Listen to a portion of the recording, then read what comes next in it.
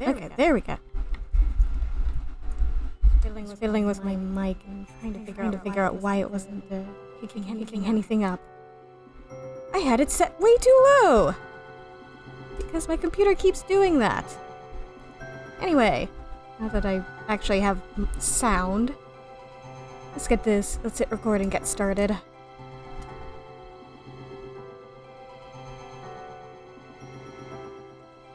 Okay. Let's do a new game.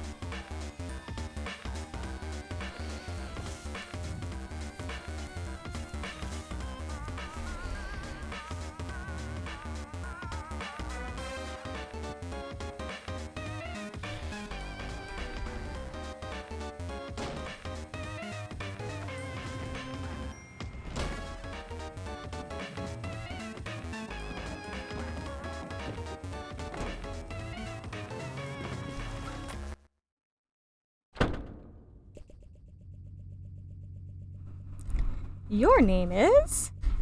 Sorry, you're going to need a minute. Okay, you gave yourself a minute to freak out. Because of the monster. The thing with all the legs and teeth. The one you barely got away from. Minute's up, though! You take a deep breath, let the uncertainties slip away into the toothy, arm-waggling darkness, and focus on what you know. Your name is Joey Clare. You live just outside the town of Hauntwitch. You are, in no particular order, a puzzle solver, a semi-orphan, a dancer of multiple schools, an aspiring veterinarian, and a big sister. Speaking of that monster, the one that barely missed eating you alive, only you're not thinking about that right now. It might be headed back outside where your little brother is. You've got to ward him. Let's see what we've got around here. Your babysitter gave you this for your birthday. Joey, she said, this wizard's the best. He lives in this little wizardy orb, just swimming in spells and glitter. He'll protect you. Look, he's doing it right now. Your babysitter loves wizards, obviously. She's pretty great. Mom won this award at around the same age as you for being best at ballet. It's pretty. You got more pressing concerns right now than the book report you have to hand in on Monday. Besides, none of these books are appropriate choices for a book report, according to your teachers. Your teachers seem oddly fixated on award-winning books where beloved dogs are introduced and then inevitably die. You kind of hate your teachers sometimes.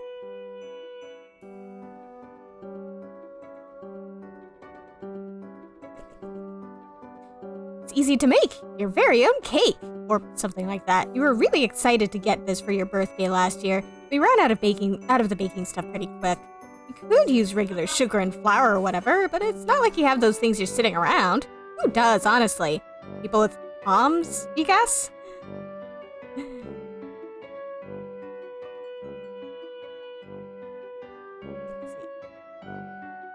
This is a raised and cushioned platform where you spend several hours every day unconscious and hallucinating, usually while the majority of the other people on the continent are also doing the same thing.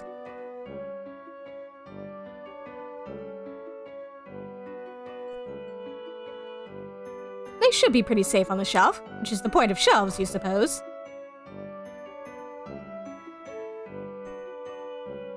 Puppy Surprise is having puppies! How many? That's the surprise! Puppy surprise, puppy surprise. Ah, whenever you look at this thing, the song from that commercial runs through your head. It runs through your head like a snake monster on an autumn afternoon. It's a great place to stash your keepsakes, where they stay as safe as a teen hiding in her bedroom from a snake monster.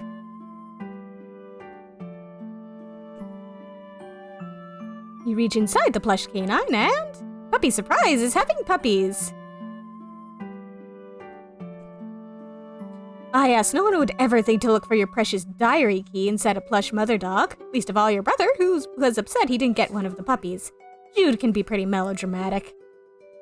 Speaking of precious keys, there's also a beautiful old trinket that used to belong to your mom. You have no idea what it is, but looking at it reminds you of her. Honestly, you're not sure you'd be comfortable leaving it here with everything that's going on.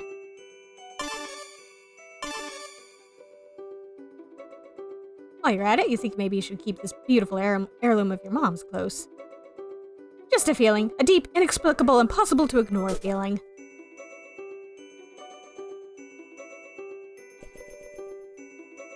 You're all out of the baking stuff. You're not too busted up about it, though. You're pretty tough. You try to remember if Clarissa ever got any jams like this. You have so much in common. Annoying little brother, computer in your room, second-story bedroom. As much as you hate to admit it, Clarissa's life deviates from yours on a number of vertices. Her parents were around, she had a cool friend who was a boy but not her boyfriend, no monsters in the yard, etc. Yeah, I just gotta hate that feeling of, you just gotta bring the stuff along. So annoying. Your babysitter got you this junior veterinarian's medkit. It's kind of important to you, so you think you'll leave it here for now. It would really bust you up if something happened to it. This is where you keep your clothes. You consider your fashion statement to be fun and comfortable and try to model yourself on Clarissa. Ah, Clarissa. She really does explain quite a few things. Except, of course, precisely where she gets her clothes and how she manages to look so great all the time. The biggest mysteries of Clarissa explains it all. I remember that show from when I was a kid. I feel so old. You could try on some new clothes, but what's a style montage without at least one party offering compulsory reaction shots for each outfit? Who's going to give you an affirming head nod when you finally nail it? There are important things to consider before you carelessly plunge headlong into a style montage. Your walkie-talkie, half of a set. Your brother has the other one. Could come in handy. Get that. Feels a little light. Uh-oh. Yep, no batteries. You remember cannibalizing the walkie-talkie when something else needed them, but you can't recall exactly what that something else was. Probably a remote, honestly. One day, you hope to be a veterinarian. Then you can be the one caring for fuzzy-faced baby critters. So when someone catches you in the act of snuggling them all and tells you to take a hike, you can flash your vet badge and say you're here on professional medical business. Then they'll have to take the hike, not you. Joey, have you been snuggling at random animals? Your modem always makes a mighty racket logging you on. Probably not worth riling up any hallway snakes to surf your sites right now. It's not like there's much new to see anyway. You're sure that Jude would have let you know if anyone in your Red Wing had updated their sites. This is Sir Bappy Pawswatter, your beloved Manthro chap. You tend to his fussy whims and needs when you trouble to imagine what they might be. What a daring dream to combine the finest qualities of the animal kingdom with the nobility of humanimals. Wait, you mean humanity. Anyway, Sir Bappy Pawswatter will have to tend to his own fussy whims and needs for a while. You've got a lot of crap on your plate right now.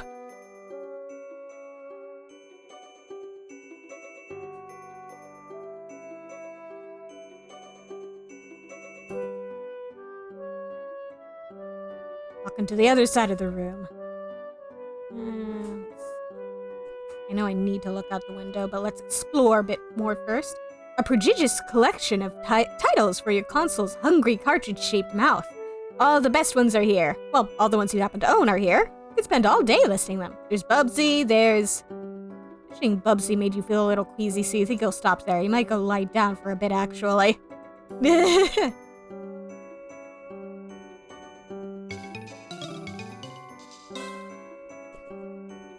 Oh, that's more than enough of that. What could possibly go wrong? That's what Bubsy would say if he were here. He'd never stop saying it. You'd hear it in your head, forever, echoing like screams echo across still water. Ginger Rogers. Gosh, she's really something. The greatest tap dancer who ever clattered gracefully across the screen, probably? But oh wait, definitely, and still kicking. The bounty hunter's advice for dealing with monsters would probably be to shoot them. Or change her shape. Or both at once. She's cool, but pretty difficult to emulate. You love Block Hustle, the game of descending columns that disappear as lines are filled. But, you can only find a poster of the American box art. This game is only available in Japan, but there's this kid at school who says his uncle works at a games company. He says he gets to play all sorts of the secret games before they even come out here. He runs off at the mouth like he has all this insider information and sources inside the game companies, but honestly, you think he's just desperate for attention. You tend to ignore him and focus on more pleasant things, like this super cool poster. Second Mom rules. The story keeps happening. Just look at that childlike empress. She sure looks pretty pleased with herself for someone who's only in the movie for about 5 minutes.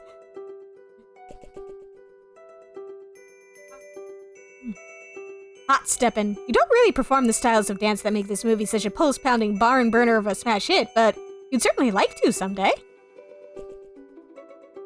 Canadian Campfire Spookums is the best. It's about these kids who get together in the woods every week, and one of them throws some dust in a fire, and then they tell a scary story, and that scary story is the episode. Yeah, that one's a riff off of Are You Afraid of the Dark, which is another show that I watched as a kid. I guess you kind of focus more on the framing narrative than you did on the stories, but whatever, it's the best, just like you said. Acor's Shadow is surprisingly dark for a show about a group of horse friends. He canters down some troubling psychological roads. Magical Animal Companion Hero Rescue is your favorite Japanimation. It's about this girl, Shika, who goes to school sometimes and has a regular life. Boring, yeah, but whenever a magical animal has been hurt, Shika becomes Princess Shika and rides her dear companion to go heal them. That's the whole thing, it's great. No fighting, just healing. You love it.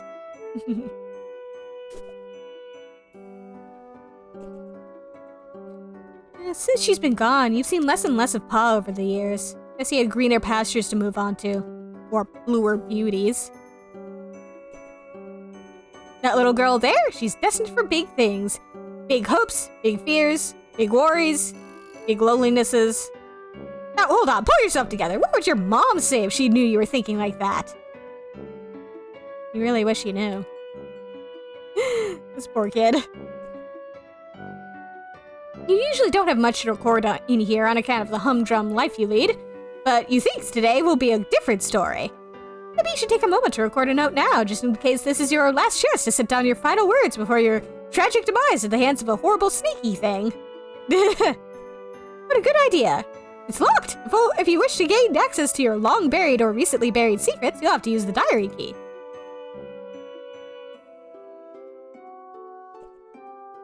You unlock and open your diary. Nice! Juicy secrets, here you come. Except they're just your boring secrets, so you don't care. You usually don't have much to record in here on account of the humdrum life you lead. Right. That's right.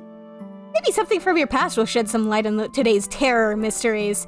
Some little detail mentioned offhand and forgotten, the key kicking off a casual cascade of connections that terminates in a catastrophe of snake monsters. April 13th, 1994. Dear Diary, ho-hum, nothing much happened today. I tried to make some new friends at school to maybe expand our social circle beyond just me and Jude's friends all the time. 1994. How old was I then? How do I math? This is bothering me. I was 6. Or, well, technically on April 13th, I would have been 5 going on. I wouldn't have been 6 until September that year. Wait, is it weird to call my brother's friends my social circle? Ah, well, you know what I mean, Diary. I don't have any friends I can really call mine, so I'm trying to branch out. I guess it's better than calling them my web ring. The kids at school are jerks, though, and they called me a poser when I tried to talk to them about games I like and stuff. Between you and me, I think a bunch of the kids at school might be evil? Geez, now I'm sounding all paranoid like my brother. They're just up to no good, I can feel it. Jelly. June 12th, 1994. Dear Diary. Phew, first day of summer vacation. I can't wait to get a break from all those clowns at school. Sometimes I think what I really need is a vacation from humanity. October 25th, 1994. Dear Diary, I can't believe I haven't recorded an entry since the beginning of last summer. Needless to say, I've been back to school for a while now. Next summer can't come soon enough. frowny face. I came home to a drunk babysitter again today. Sure is some quality adult supervision we youngsters are getting around here. She means well enough, though. I haven't heard from Pa in weeks. Last we saw of him, he popped in the house to drop off more stupid mummies and globes or whatever, then skipped off to go on more adventures. What a bozo. Also, how lame is it that he made us call him Pa instead of Dad while we were growing up? I miss Mom. Brownie face times 2. If this is to be the last entry in your diary, then by gum, you're going to scare the bejesus out of whoever finds it once you're snake chow. November 11th, 1994. Dear Diary, forgive my hasty and nervous scribbling. I'm kinda scared. But maybe, also a bit excited? Anyway, can't talk much now. There's a sly and cunning monster on the prowl. Possibly hungry for kid meat, too. So I've got to... Okay, I don't have a darn clue what I have to do, but I'll fill you in later once I do it. Joey. Satisfied you've done your duty vis-a-vis posterity in case the worst should happen, you relock your diary and hide the key again. Safe and sound.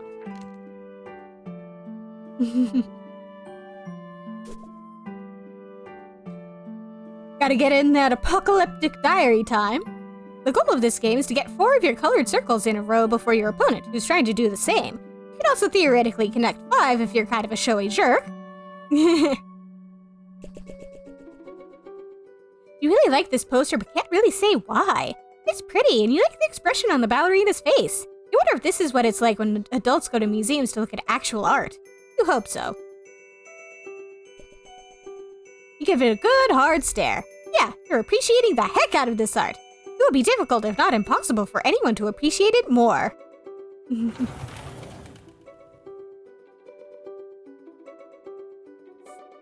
Okay. Oh. You really get a charge out of this game. It's kind of bossy, though. Let's challenge it. Alright, that's where you put the walkie-talkie batteries. You'll just take them back out. Okay, one more game for old time's sake first. Jude's probably fine. He'll be fine.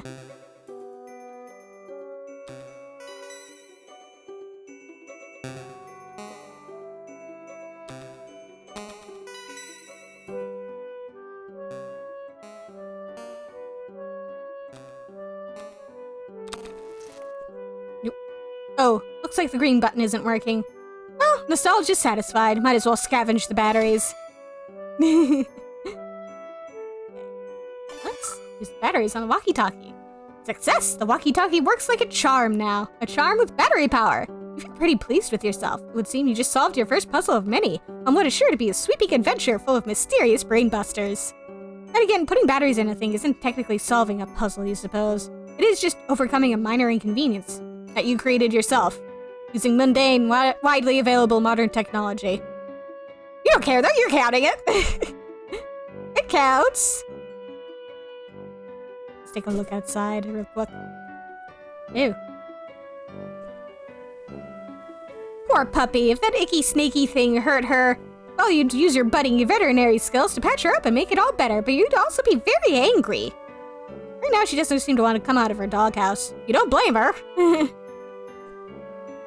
Yikes. More of them? Gentrification is a real monster. Blistering social commentary aside, you sincerely hope you and your brother aren't killed and eaten by these eyeless horrors. That would be inconvenient. You briefly muse on the metaphorical significance of the flashing light. What could it represent? Past? The future? America? It's your stupid brother. You need to get in touch with him. I will soon. It'd be nice if those monsters were as weirded out by that weird skull fountain as you are.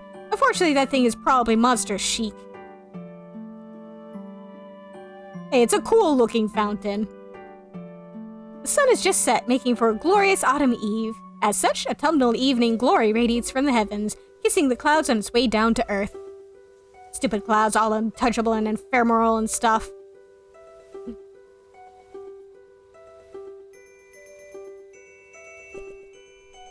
Remember when you were raking up those leaves? Your dog knocked Jude over and you laughed, and then everything turned to monsters. Ah, memories. Looks like Jude scurried up to his treehouse to get away from that thing, unsurprisingly. He acts like it's his mission control room up there, as if a goofy kid legitimately has any secret business of that sort. Outrageous. You're not allowed up there, he says, to which you reply you'd rather step on a rake than set foot in his rickety little nerd hut. You school him so often, you really should be pulling in a teacher's salary.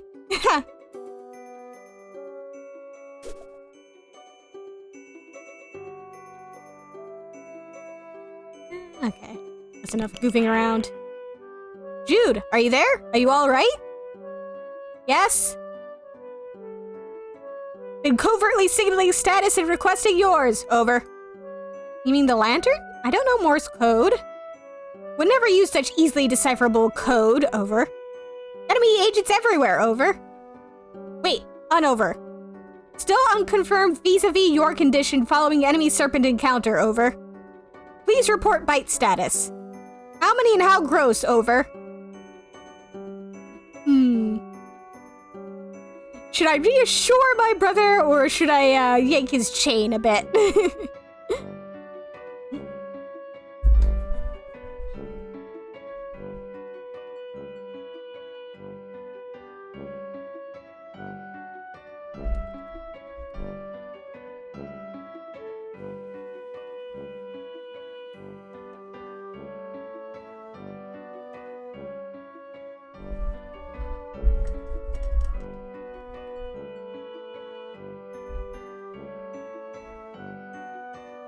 I'm leaning towards yanking his chain. Because what else are siblings for, if not for, messing with each other?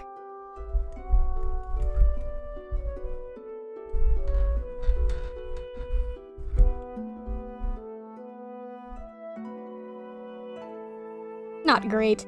I'm not great. A giant snake monster chased me right to my door and I barely escaped. Your safety important. Over. Was worried. Over. That reminds me, after I shut the door on it, I think I heard it clumping off back down the stairs.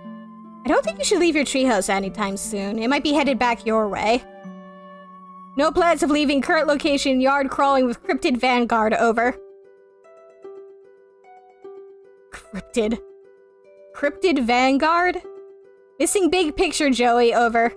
Okay, maybe be a little less obtuse then.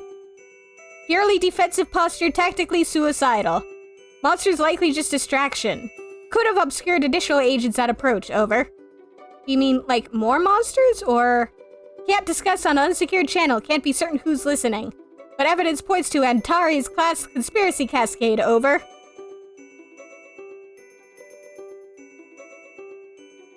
What? Over. Relieved you're taking this seriously. Are you totally prepared to begin forward operations? No going back now, Joey. Over. I was making fun of you, dweeb. I'm not going anywhere. Trust crucial on the battlefield, Joey. Helping in presence of monsters has tipped the equation away from typical skepticism. Over.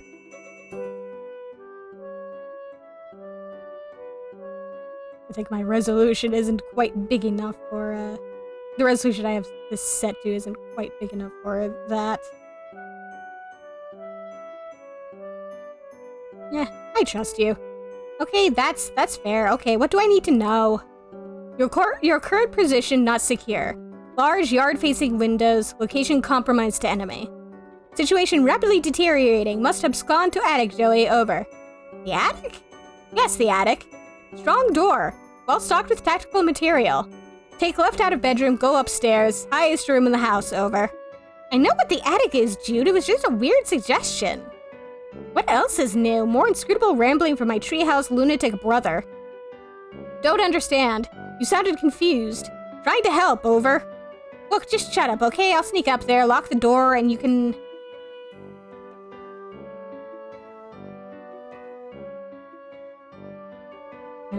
Call? Call our babysitter. Too late to reach her at lab. Too late to reach her. At lab, working day long.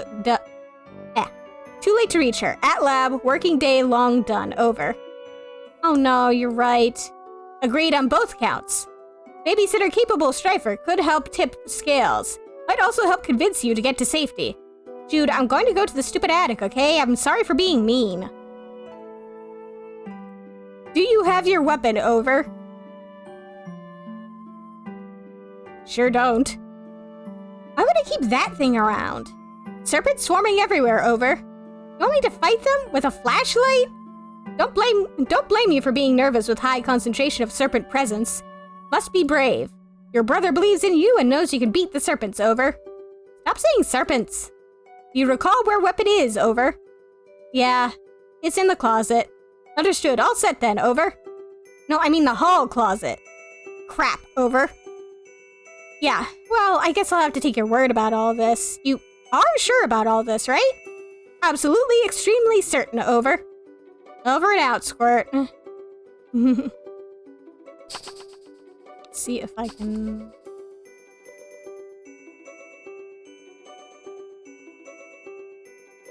mess with the resolution a bit.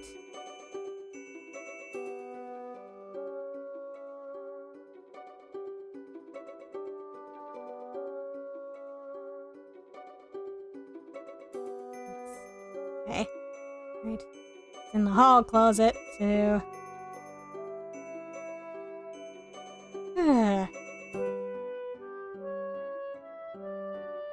Aha. Along with ballet, you also study tap dancing. You haven't decided which you prefer. Ballet is fun, but tap's also fun, in a different kind of way. You have considered blending the two, wearing one tap shoe and one ballet shoe at the same time, but decided to fully master both and earn the respect of your teachers before unveiling your boundary-shatting ballap style to the world. Let's equip those. You add the tap dance abilitech to your techniche. Yep, those are the words that refer to those concepts. You learned them literally just now. These will help if there's anything you need to shake up or shake off, or if you're just in the mood to shake it.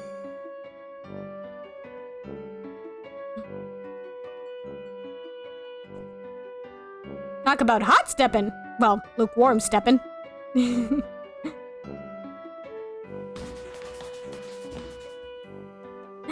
They don't give ballet trophies for tap dancing, but if they did, you might just win one of these yourself someday. Or maybe you'll win one for your ballet. You decide to dream big. It's the 11th of November. Today started off just like any other day, with another sunrise and song of soundbirds going hog wild out there in the trees. But their songs have all but stopped, and now there's something else going hog wild out there.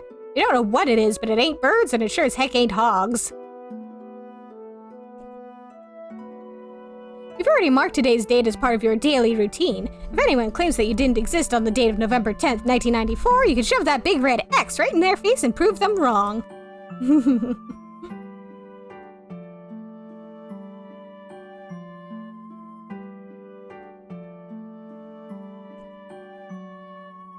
We've got a couple books on the subject, but tap dancing, the preferred hot stepping of the unpretentious working class, has largely been snubbed by the literary elite.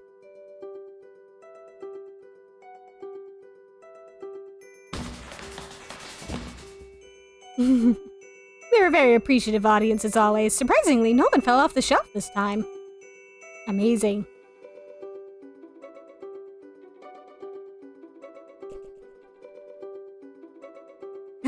You had a whole choreographed routine for the Clarissa theme song. 2, in fact. 1 tap, 1 ballet. But ever since the show ended last month, it just makes you sad. Oh well, Alex Mack is pretty cool too, you guess. It looks like you might miss tomorrow's episode, though. Well, whatever. The preview said it was going to be a dumb big dance plot. You hate those. Aww. Yeah, I also liked Alex Mack. Though I remember it only lasted a few episodes, which was sad. Looks like the coast is clear, for now. Better hurry over to the hall closet and retrieve your weapon, before that crafty old serpent you mean snake can get the drop on you. So, I should get my old weapon from the hall closet and then head up to the attic, right? Affirmative. Also refrain from excess chatter, over. Oh, yeah, right, yeah, bye. Could alert monsters, over. Yeah, I got it, I'm going, bye. Can't be too careful in espionage game, Joey. Silence golden, over. Dude, shut up. Remember one time on training mission couldn't keep my trap shut? Hoo boy, really landed us in a pickle, over. You've never had any training. I'm turning off the walkie. Bye. Over and click.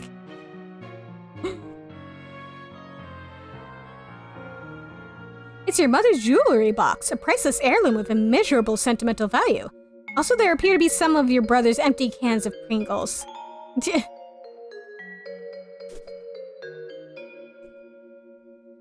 Jude insisted the terrified horse was being abducted. Your counter-argument completely schooled him. This painting now commemorates your triumph and a particularly spectacular equine nativity.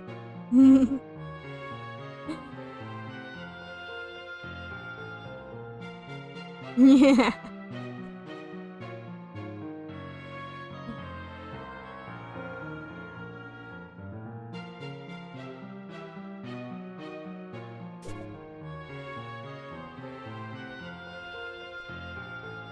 No, you might jostle your mom's jewelry box off the table. Aw, come on. It'll be fine. This thing's always giving you the creeps. That did stop you from patching it up after Jude accidentally ripped it with an experimental foamless dart.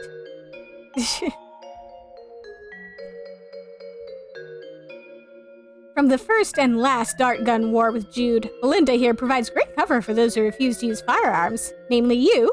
You tried to distract him with your tap dancing and then stick a dart on him. It didn't work at all. He's too clever. This gun can shoot a stream of water up to 50 feet away. Too bad you don't use guns. You don't use guns.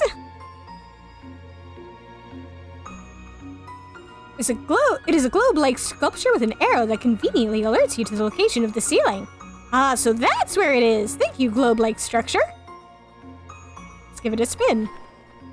Give it a tap. Wow, look at it go. Wow, that was stimulating.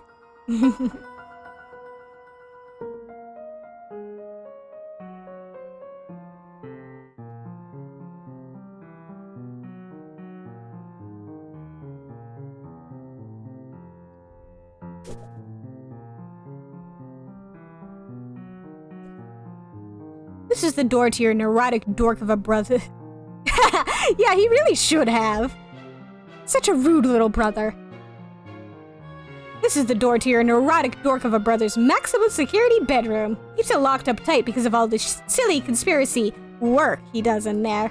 We sincerely doubt you'll be entering this room anytime soon. But really, why would you even want to? It's full of nerd stink and goober crud, not to mention it's where his pet usually lurks. You love all animals, but just the same, that's what you'd rather let Jude deal with. He always keeps it locked. Even if you did manage to get in, he probably has traps set up. Not worth trying to get gum out of your hair again. Plus, there'd be his pet to deal with. No thanks.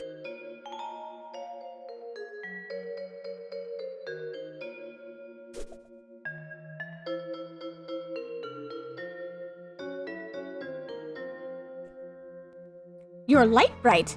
Hours of fun, with the number of hours and the degree of fun dependent on the power of your imagination. Which, in your case, means many hours and a lot of fun. Or if I light it up. Oh, look! It's our symbol.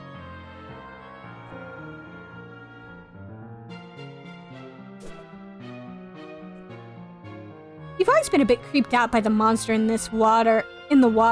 It feels like the eye is following you. But only sometimes.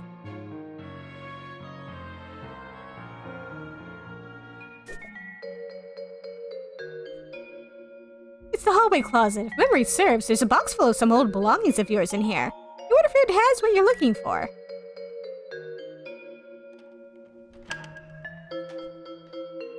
You think back to before, back to when this closet door was shut. You had a reasonably good guess about what was inside. But now your guess is even more reasonable. Yeah, if only the game allowed you to poke it in the eye. That's the only reasonable response.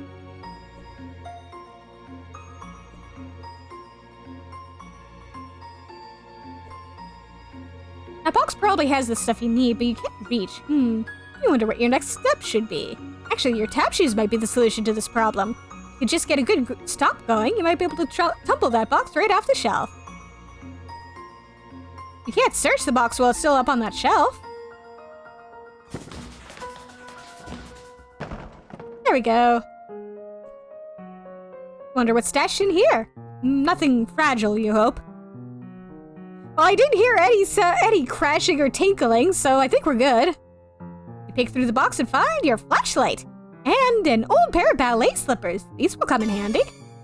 Oh hey, there's some pet treats in here too. You can be caches of these all over. Never know when you'll need to treat a pet. You go ahead and try your flashlight. Click, click. No dice. Another battery problem? You open it up. Wait, there were no batteries in here at all. It's a bunch of stupid pogs. Dang it, Jude! I'm pretty sure I have some pogs lying buried in my room somewhere. Found my old strafe weapon. Guess what? It's full of your stupid pogs. Crap, forgot about those. Please keep safe, over. Fine. Okay, but I'm not going to take especially good care of them. Please protect Mulder at all costs, over. Ugh, you and Mulder. This Scully pug is obviously where it's at. Terms acceptable. Keep them safe. She's yours, over. So I guess I head up to the attic now. That is the plan, over. I better shake a leg then. Affirmative, over and out. This lamp's not even plugged in, but there are at least 9 possible light sources in your immediate area, so maybe I got lost in the typically well-illuminated shuffle.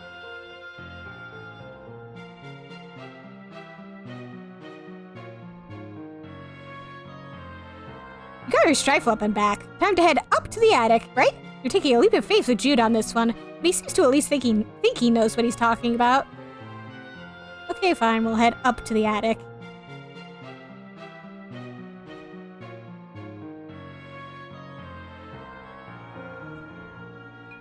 Bunch of stuff that should be moved into the attic. There's some toys here, too, that you don't play with that much anymore. Basically a pile of useless trash. It's such a loose pile. Your tap dancing would probably blast it to pieces. That sounds like an excellent way to break both your legs right next to an attic staircase without even having to fall down it. I'm going to need to add some D-cell batteries if you want this flashlight to serve any purpose other than emergency POG storage container and very poorly designed paperweight. You got this toy caterpillar so you could learn how to cure caterpillar diseases, but it turns out plush caterpillars don't get sick. It's still pretty cute, though. It is very cute. A friend. The caterpillar can't help you, and you can't help the caterpillar. Not a productive friendship, but at least nobody's being taken advantage of. You're loath to touch it and disturb whatever astronomically improbable equilibrium is at play. Let's just leave it be. A bunch of stuff that should be moved into the attic. Same as the before. Look, on the rare occasions he's home, Pa can be heard bumping around up here while tending to his hoard of stupid antique trash. Or priceless artifacts, you mean? No, you don't. It's locked, but you need to get in here as soon as you can. You peer through the keyhole.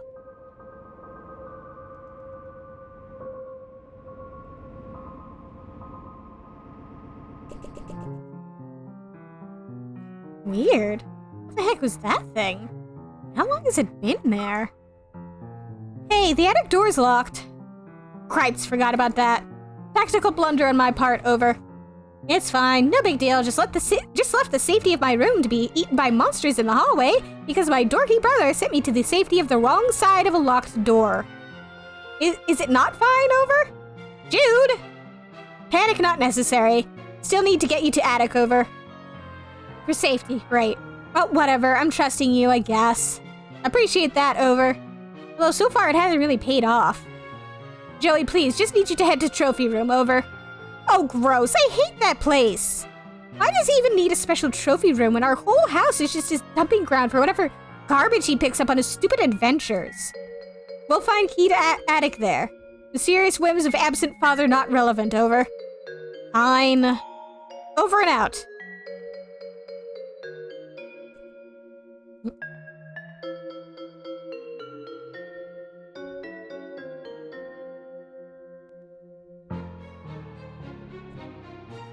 The hallway seems spookier from this side. Frankly, you feel a little spookier yourself, just basking in its spooky aura.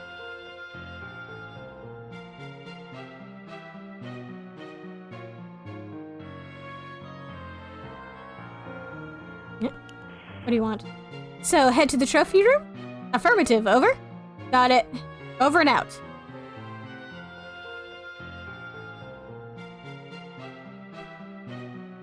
Some great photos and portraits of your mostly great family. Decide to take a closer look. Aww. Ooh la la! That there is Mom looking très magnifique. When you grow up, you hope this is what mirrors will look like. Aww. There aren't any pictures of the three of you together, so you tried to make one through the art of composition. By hanging these three solo photos together, it's kind of like there's a photo of all three of you. Sorta. Aww. A lovely diptych of school portraits. The laser background, the bad hair days, simply perfection. Haha, Jude puts the dip in diptych, you mutter to yourself. Such an unreal bird on the unsuspecting jump, but he probably wouldn't even get it. Come to think of it, maybe neither do you. Pa, and someone you presume is his sister? Nobody's ever mentioned, not that the two of you talk much. Kind of weird to think you might have, like, a second cousin out there you've never met. Maybe she died young? The old-timey times were pretty rough.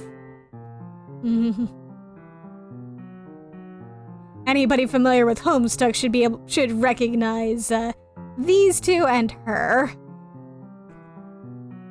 You and your very good dog, aw. You and Jude have a lot of fun memories with your babysitter. By now, probably more than with Mom and Pa combined. You'd always thought of her as the kind of cool and fun older kid you wanted to be. Until you got old enough to realize she's a pretty sucky role model. You wonder what her family is like. But it's probably not your place to ask. Mom is the picture of grace and radiance, and Pa is just Pa. Seriously, has he ever changed his look? Sometimes you wonder if he was bored with his spectacles and mustache, or at least one of the two. Pa used to be great with animals. You wonder what happened. Maybe a betrayal? No, impossible. Look how good that dog is. That dog never betrayed anybody in his entire life. You would stake your entire reputation on it. The whole thing. Ugh, you can't even look at this picture. You deplore cruelty to animals. One of the many ways you and your father never saw eye to eye. One of the other ways was how he never actually looked at you much, let alone at your eyes. Oh.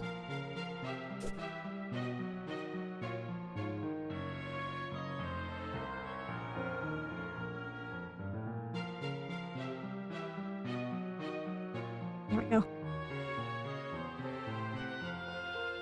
This guy, what's he so happy about anyway? His expression probably made more sense in its original context. That is to say, whatever tomb or temple or whatever that your paws plundered him from.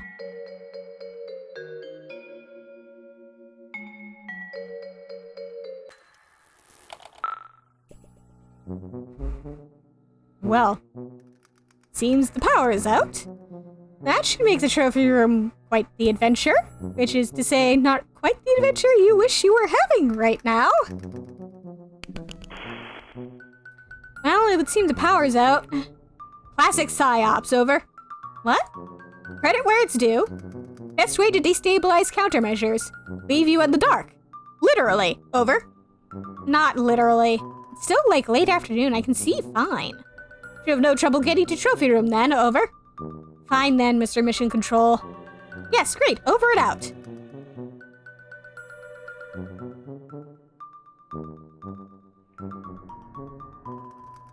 Still kind of spooky, though.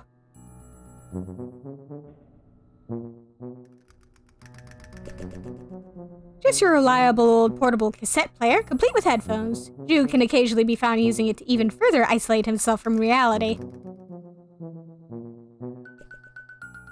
Dead batteries, of course, seems to be a running theme.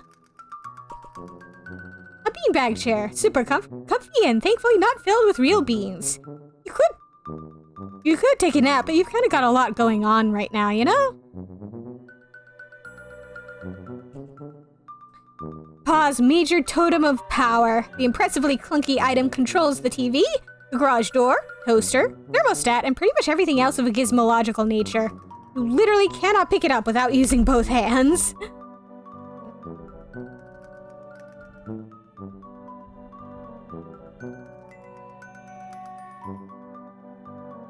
Scavenge. You pop open this behemoth and score! You pocket the E-cell batteries, right into the old Silodex. There's the big screen, got the cable hooked up and everything. It's your home altar, and your method of worship is listless vegetation. The gods reward you with glimpses of the divine. Clarissa, Alex Mack, and the cool green lady from Reboot.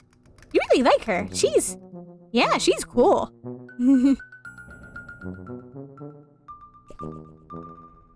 This bookshelf contains several of Pa's books, including Pistols to Pelts, How to Turn Sweet Intelligent Animals into Weird Rugs and Stuff, Teach Yourself Taxidermy, I guess, and Safari, stories of bold men and the animals they killed from a distance, even though they weren't hungry and did not intend to eat them. She's got a lot of opinions here.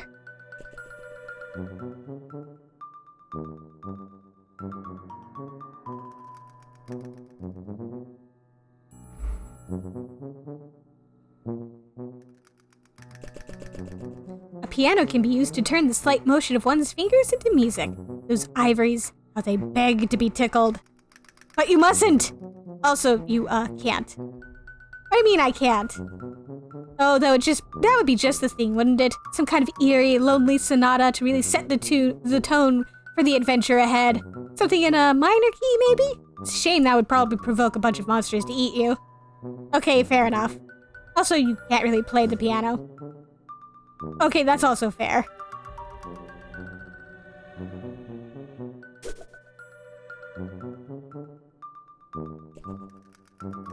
This piece was too depressing, so you gave it a nice refinishing. If your pa has a problem with it, he's welcome to say so the next time he's actually around. You wonder if he'll be driving by then. To college? Where you teach because you are an adult and 20 years have passed?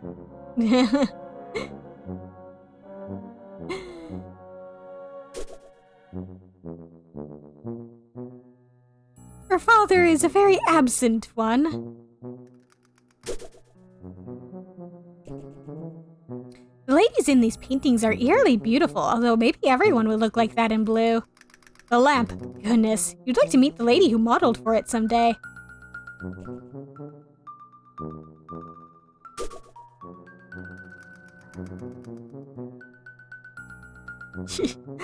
Look at that little monster running around in the yard. Just having a whale of a time there. One of your pa's recent victims. You love animals. He loves killing animals and turning them into ghoulish trophies, celebrating his victory over nature. Yeah, big man, as long as he has a big, stupid gun.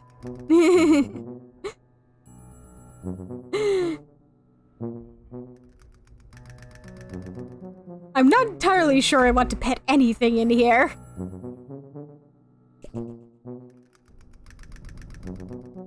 There's a bean back here. Look. You can't tell if the noises you hear are from the monsters or the wind. It's either some particularly whooshy monsters or some really groany wind.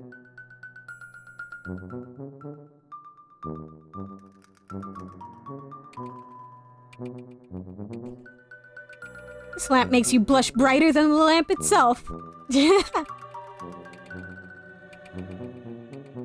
mean, fair enough.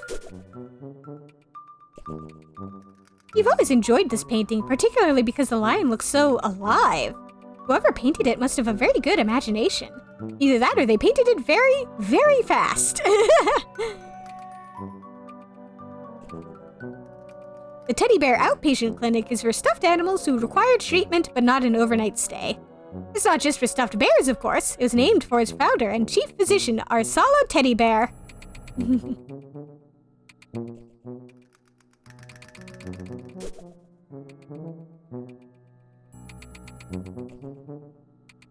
Boy, your pa really gets inventive with his taxidermy, huh? What a ghoul. These should probably be in a museum. Probably, yes.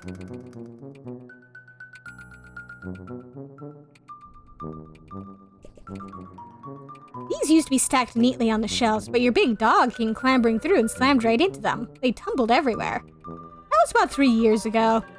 You aren't great housekeepers. I mean, relatable.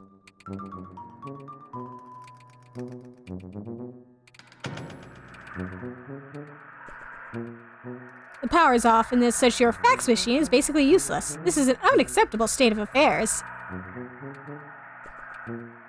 You visualize all of the delicious items that could be in the cool embrace of the refrigerator, but are not. It's empty. Food shopping has become sporadic of late. Turns out tipsy babysitters are fairly bad at responsibilities? Yeah. These poor kids. The sound you've heard since you entered the kitchen grows louder as you approach.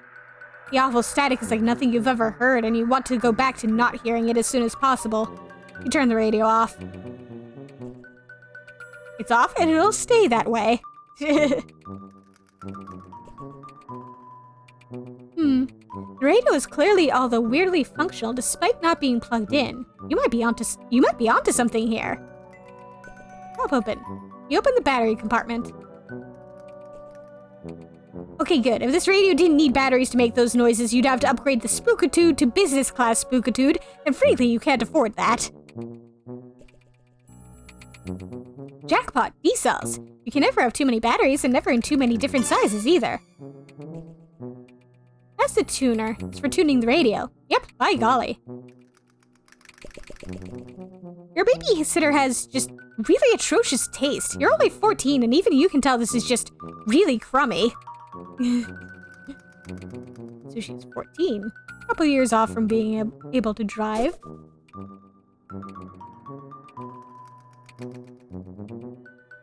Those are the E's. D's. Another electric device successfully powered through clever manipulation of resources in your immediate environment. You are on fire. With your flashlight fully functional and in fit fighting form, you feel significantly better equipped to handle most low-light environments, and also to beat the bejesus out of any of these creeps that get too close. Although that's a last resort, of course. Your tap achievements don't lend themselves well to fridge front commemoration. Aw. As a dancing partner, he's unfortunately a little frigid. Look, you're not saying you never have home-cooked meals. Your babysitter's a pretty good chef, even. It's just, well, none of you like doing dishes. And the nice thing about takeout is you could just eat it right out of the boxes and then throw the boxes away. Of course, none of you really like picking out the trash, either. There are monsters out there, watching, working up an appetite. The sink is full of dirty dishes. Someone should clean these up. Clean. No way, no way! You did them last time. It's June's turn now. You know what? After he completely ditched you for the treehouse earlier, maybe it could be June's turn for quite some time.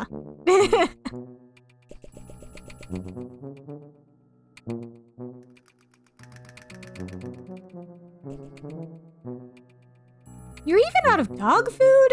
Things really have gotten desperate. I guess you can't blame your babysitter for running off to the store for groceries at what was retrospectively the worst possible time. Well, at least she's going off and getting groceries. Being somewhat responsible. A shaker full of seasonal magic spice mix. Your babysitter is a terrible cook, but she dumps this stuff all over everything, and it actually tastes pretty good? Maybe it really is magic. Magic spice mix. Of course, everybody knows there's no such thing as magic. It's all faked with chemicals and stuff. Still, those chemicals are delicious. Delicious, delicious chemicals.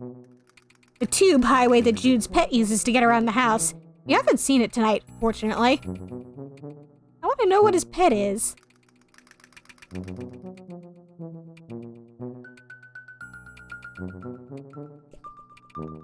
This mummy is currently blocking your access to the rest of the house. He has been ever since your pa left him here months ago. Yet not a lot of chance of you being able to move Pharaoh Napoleon over here.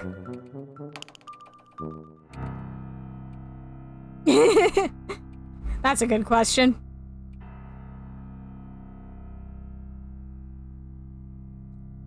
I'm guessing the answer is yes. It's a machine designed to take your clothes and wash them. You call it a washing machine. It serves its purpose admirably on the rare occasion a human being is willing to cooperate. Yeah, she's totally a cheating cook. That's the real answer. All neat and folded. Ha, just kidding. This is obviously dirty. Your pa brought this home as a souvenir. There's nobody inside it. It's kind of like a metaphor, you guess. You're not sure you want to start down the road of analyzing your life as if it were a work of fiction. A souvenir from your pa after his trip to Hawaii. He's been exploring the Pacific a lot lately for some reason.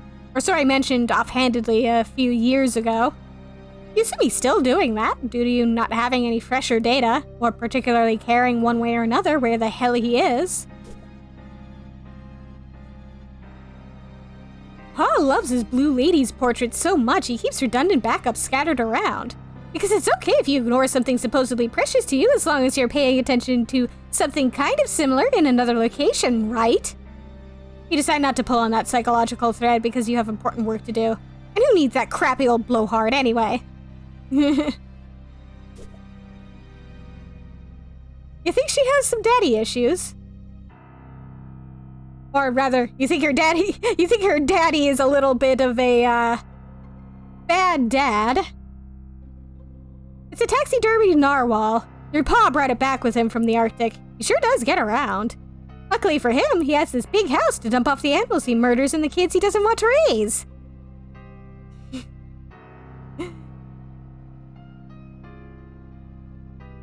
She's not bitter and cynical or anything.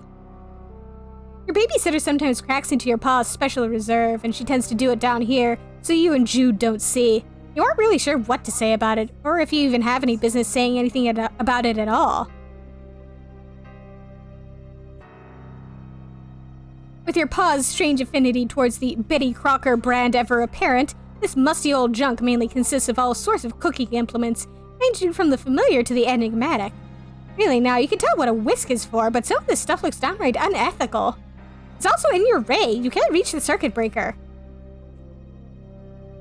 Maybe it's because you grew up in a house where nobody really cooks, but you have no idea what to do with these cooking implements. Food, a great mystery. Forgotten skiing stuff. No basement is complete without it in your extremely limited experience. Guess my house must be lacking then. Try to move one box and the whole pile is liable to come tumbling down on you. You need to find some way to get them all moving at once. Shake them up somehow. Controlled tumble. That's the ticket.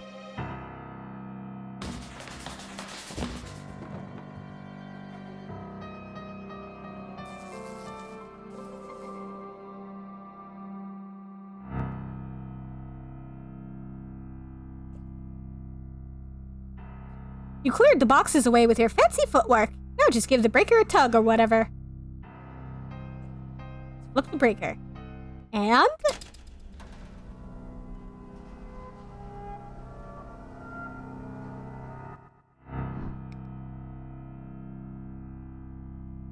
ominous.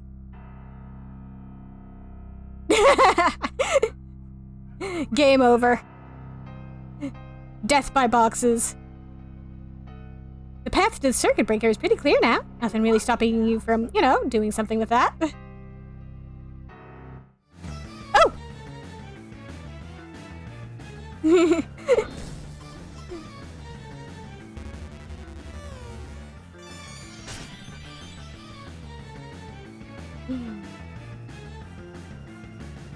You've got no chance of beating this thing. You gotta get away! Step on it!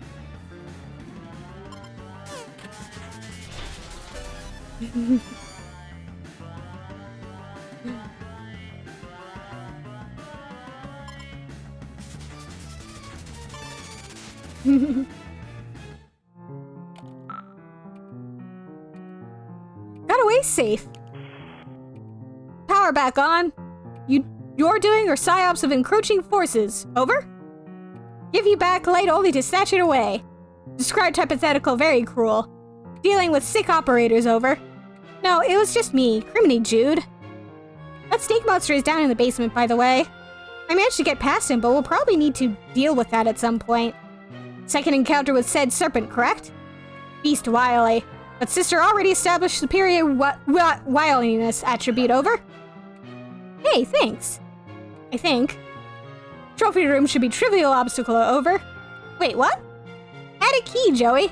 Eyes on the prize. Keep me in loop. Over and out.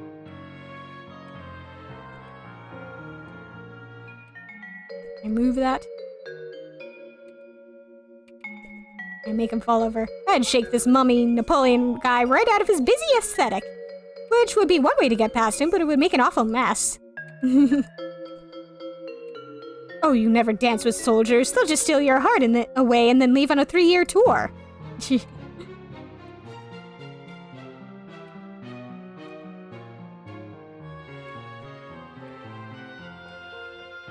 Why, open. With all those monsters out there, you think you'll leave it shut. Also, you don't actually know how to open this window, short of breaking it. Fair enough. The backyard used to be so much more awesome before the monsters showed up. You really don't want to go out there right now, tempting though it is to go rake more leaves. Ah, the struggle of the monster-bothered leaf pile enthusiast. You keep meaning to start a zine.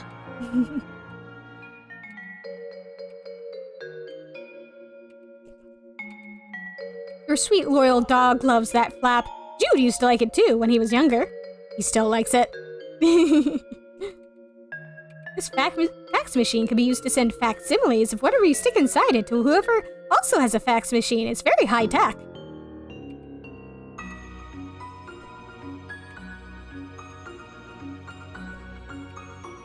You're not sure why the trash is piled next to the fridge. Even animals know better than to let their food fraternize with their waste.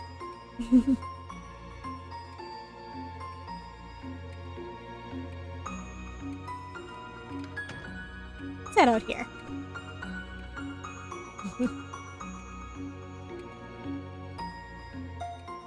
Nope. No, I do not want you.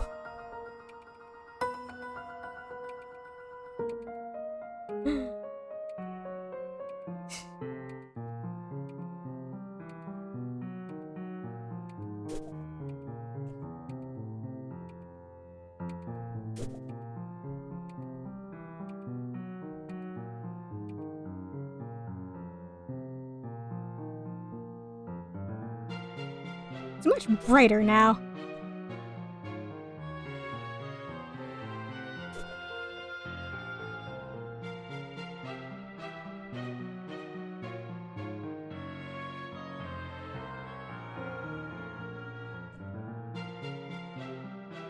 How do I try to open this? Leaving the protection of your home seems like a bad idea. Might be creatures and weirdos ahoy out there. You think you will stay inside, where your chances of meeting creatures and weirdos are still pretty good, honestly. Back over here. Back up here.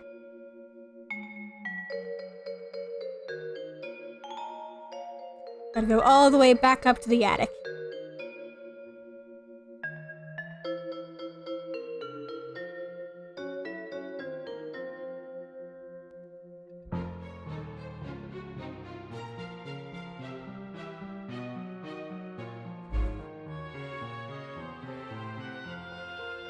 Or, wait, no. Gotta find the, trophy room.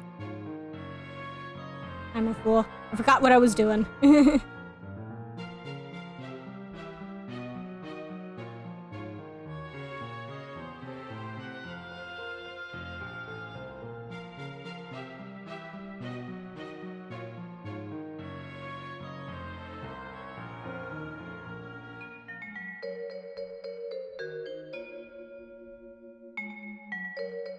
Where is the trophy room? I'm a fool and forgot.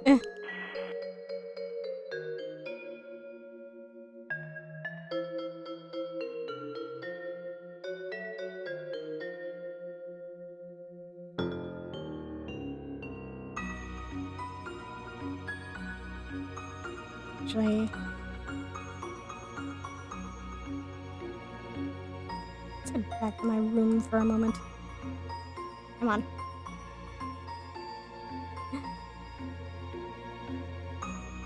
One downside to point-and-click games. Sometimes you gotta know the right spot to click on.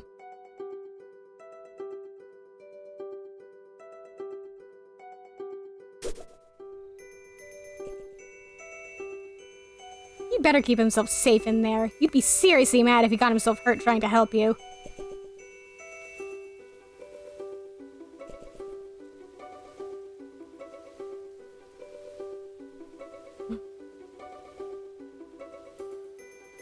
Oh. Poor pupper.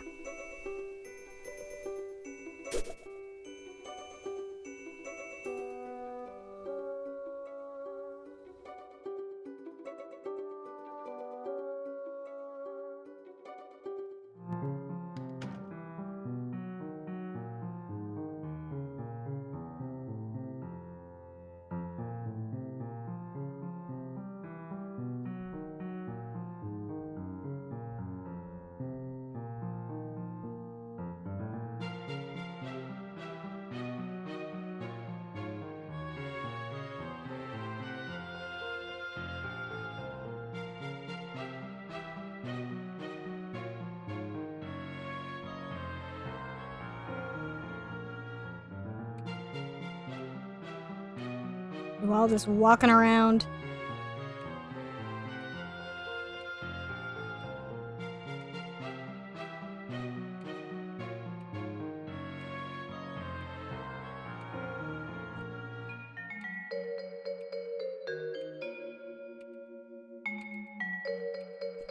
How do I convince you to get out of the way?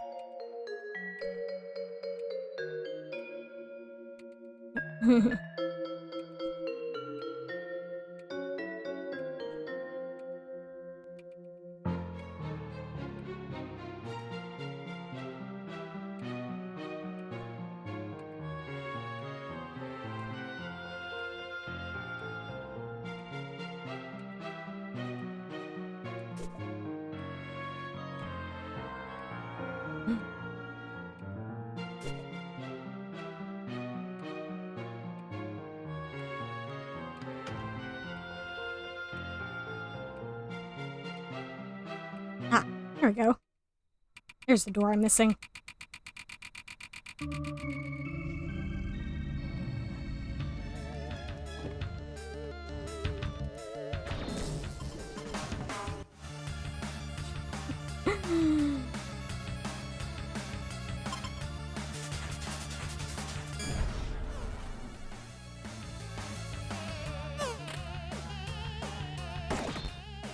Ouch.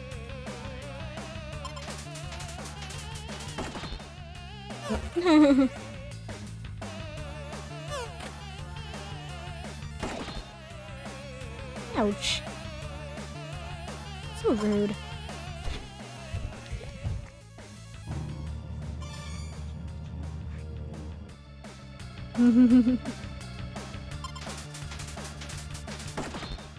Yep.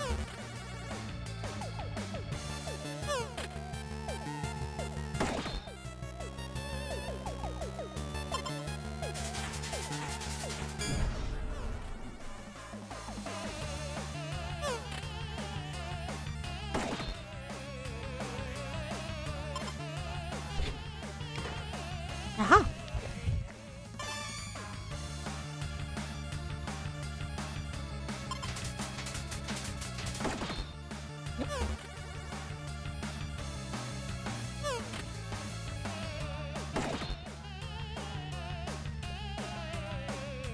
Alright, big guy, time for dessert.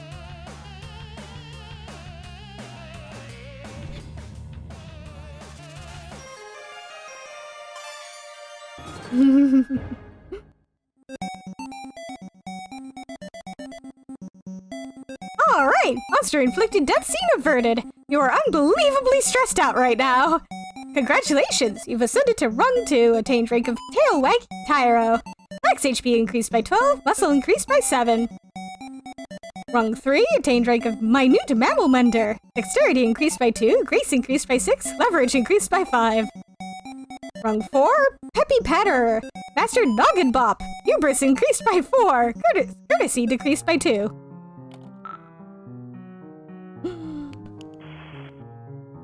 So, where is the key? In his desk or something? Would never leave critical item in such obvious location, over. Okay, but, like, where did you leave it? I just had to lure a hungry monster out of here with treats, and I'm not sure how much time I have for brother-sister conspiracy capers before it comes back. If room compromised, can't discuss countermeasures over unsecured line. Utilize puzzler skill set, over. Ugh, fine. Call back if assistance required, over and out. As if being dead weren't bad enough, your pa replaced his eyes with some creepy glass orbs. The light refracted in their faceted stare gives me the creeps. But are you crazy, or is there some light reflecting off his antler too? Maybe it bears closer examination. Ew. This, whatever this is, depicts some heroes conversing with huge monsters. Do the monsters help them? Kill them? You prefer to imagine everybody gets out okay, but you know life is rarely that kind. You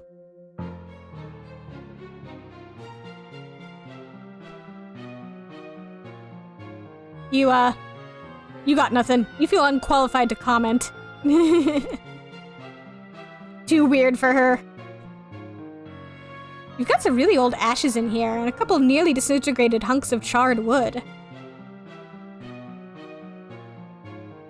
It stopped at 11:11. It has been as long as you can remember. You could fix it, but why bother? It's not like you're going to make a habit out of strolling over to the worst room in your house to check the time. You've never been entirely clear on what's going on in this tapestry, but it clearly looks intense. So look at that fire-breathing serpent beast at the bottom, and that red-eyed figure on the throne. What's their deal?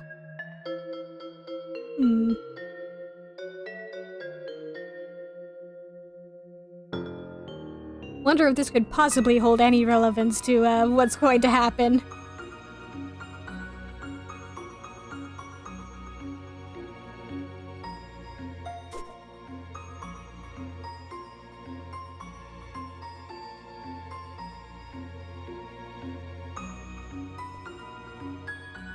This is exactly the kind of thing you wish wasn't in your house. Why couldn't your pa just leave their regular eyes in, and also, more importantly, leave their head attached to their body? You'd like to put something in those sockets, but what? And also, wait, why do you want to do that so much? That's weird. Puzzle instincts, Joey. This is a katana. You have no idea what to do with one. Wait, maybe you'll just throw it away.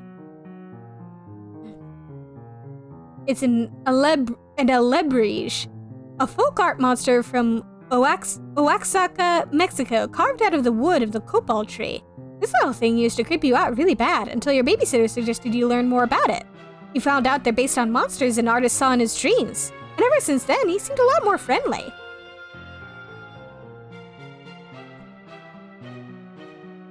This is, Horus, you think? You're not up on your Egyptology. Yeah, that's Horus. Does have some really cool things in this room. Your pa's love of globes knows no bounds, but you don't recognize any of the continents on this one. You'd have a better idea of what you were looking at if you could read these scribbly labels. All you can make sense of is the X mark. Did it indicate treasure? Knowing him, probably. You spin the globe and watch the white beams rake across the surface of the globe.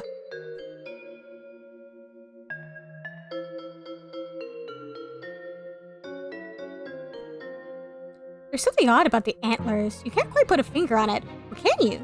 Maybe in a literal sense? Pull on the antlers. Whoa, that sure did something. Jude, I can't make heads or tails of this thing. What thing, Over? I turned on a laser, but that's it? Nothing else is happening. Thought you were Puzzle Master. Was wrong, it seems, Over. Hold on, Over. Believe this calls for burns. McGruff crime dog experiences trouble? Unbelievable, Over. Wait. Disregard previous burn. Superior burn formulated. Ace Ventura, pet detective. Please respond if ice required, Over. Pfft, nice try, dork.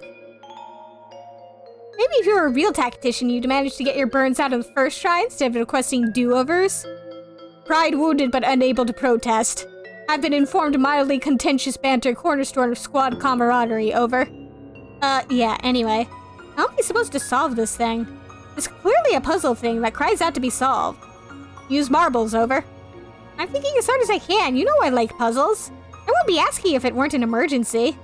Actual marbles, Over. What are you talking about? Trivial, really, Over. What marbles? I don't have any marbles. You don't? None nearby, Over?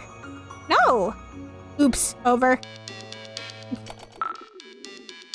You are now Jude Harley. And though tonight is apparently the night you've been preparing for, laying so many preparations and countermeasures and countermeasures against, it would seem you made a rare tactical blunder. The marbles that Joey needs to disengage your strategic defense globe are here in your treehouse.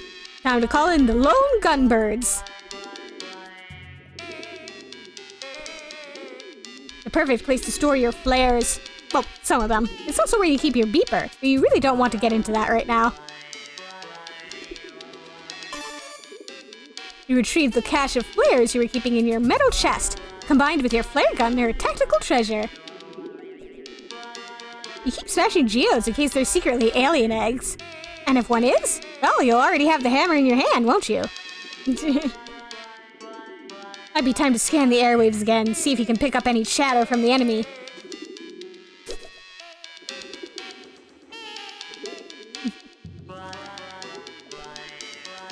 This thing. Talk about an enigma. One day you'll figure out what it does and why certain shady characters want to get their hands on it so badly. You have some theories, of course. Your copious notes on some disreputable activities carried out by members of what you can only describe as some sort of cult. You've been surreptitiously gathering intelligence on them for a good while. You've detailed some of this stuff on your sites, but the really juicy stuff has to stay off the grid, a term you've just coined yourself just now. Strange figures spotted throughout parade footage. Suspicious.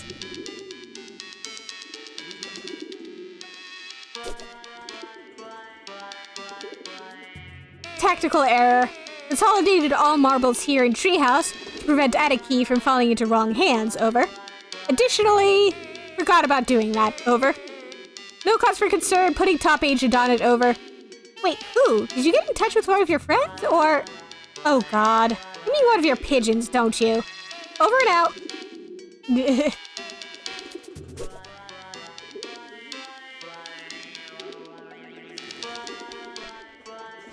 Your careful records of the activity of the mysterious figures you often see prowling around in the woods.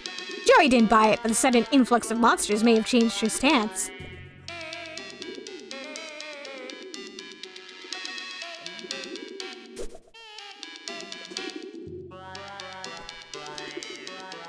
When the heat is on from the government and you need to send an encrypted message while staying off the grid, you entrust it to one of your trained carrier pigeons, the lone gunbirds. You survey the troops. There's Langley, Gears, and of course Frohike. He's your favorite. Dear sweet Frohike, how you adore him. You cherish the wind he flaps.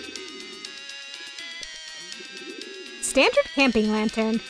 Your uses of it are hardly standard, you thinks. More like outstandard, i.e. great. You're probably the only kid in school that owns one of these babies. One of those kids gets stranded in the middle of the ocean, and joke's on them until they starve and die. The chamber is empty because you observed proper flare gun safety protocols. But maybe you should load it because you've also observed some scary stuff this evening.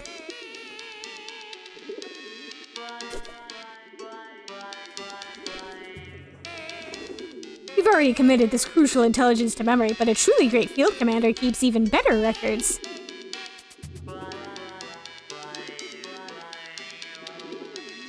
I think this is how the puzzle is supposed to work. Missing the marbles for the eyes. Your tactical escape hatch allows ingress and egress from your amazing treehouse. Look, if it were just your can on the line, you'd be out that hatch, down the ladder, and blasting monsters in a second. But Joey's counting on you, and you've got to get her to a more defensible position before you can even consider heroically abandoning your own.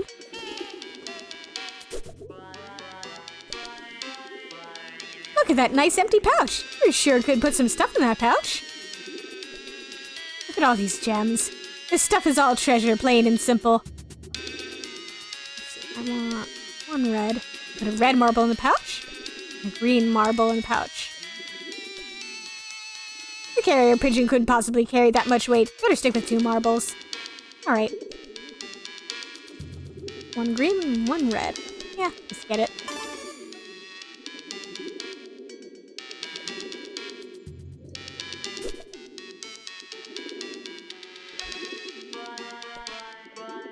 Only a few of these are actually liquids, and unfortunately, those are also the ones whose contents you don't precisely, exactly 100% remember with total certainty.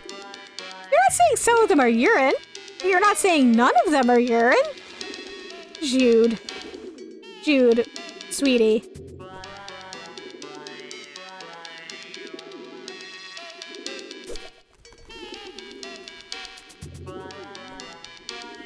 Look at these monsters. No eyes, no weapons, only the most rudimentary of squad-based tactical maneuvers. This is a diversionary feat by an expendable vanguard if you've ever seen one. The puppy castle seems fortified for the moment. Yeah, that would be a bit of a concern. I hope your urine isn't red, dear. You and that pup spent some time adding extra defensing implements this summer. They are holding up nicely. Well, I'm glad that the pupper gets to have some extra defense. There she blows, Harley Manor. Well, maybe only half Harley Manor, since Joey disowned the name in favor of your mother's. Load that. Breath held, hands steady, you carefully load the flares into the flare gun. There's no going back now. The genie's out of the bottle.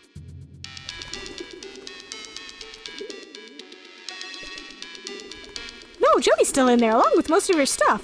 And as a last resort, no, never. If it comes to that, you'll fight your way there and save your sister yourself. Overwhelming odds and certain death be damned. You just hope it doesn't come to that.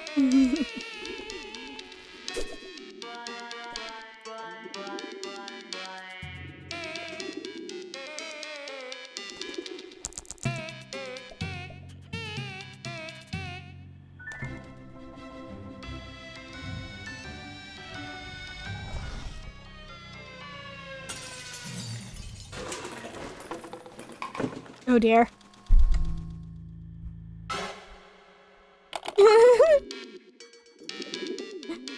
Sorry for hold up. Unbelievable tragic disaster over. Did you lose something else? Must soldier on, making second attempt now over. Alright, are you sure you're over? Sniff. Over and out for a hike. Oh. Take another pouch from the drawer and load it with another red marble and another green marble.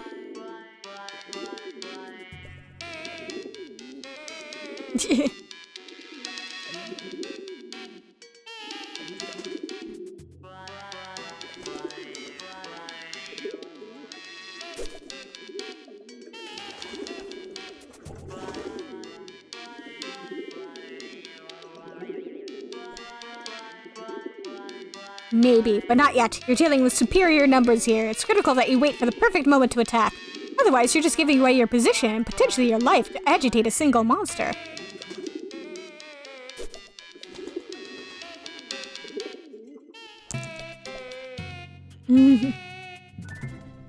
R.I.P. Frohike.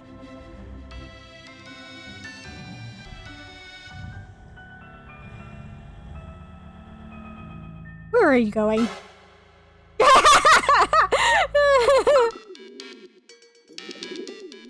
Are you alright? Betrayal over. Abandonment over. The lowest, vilest cowardice over. Well, can't even communicate true degree of outrage over. Likely to jeopardize mission of emotion not suppressed over. Incoming over and out. Your hands are definitely not shaking as you pluck 2 more marbles from their safe, cozy compartments in the drawer and drop them into the depths of the pouch's waiting, leathery maw. Langley. Langley the coward. Langley the blackguard. Langley the unspeakable. 1,000 deaths, 1,000,000 deaths, an infinitude of deaths would not be enough. Langley warm-hearted. Langley bile-blood. Langley. You hate him with everything you are and ever will be. Langley.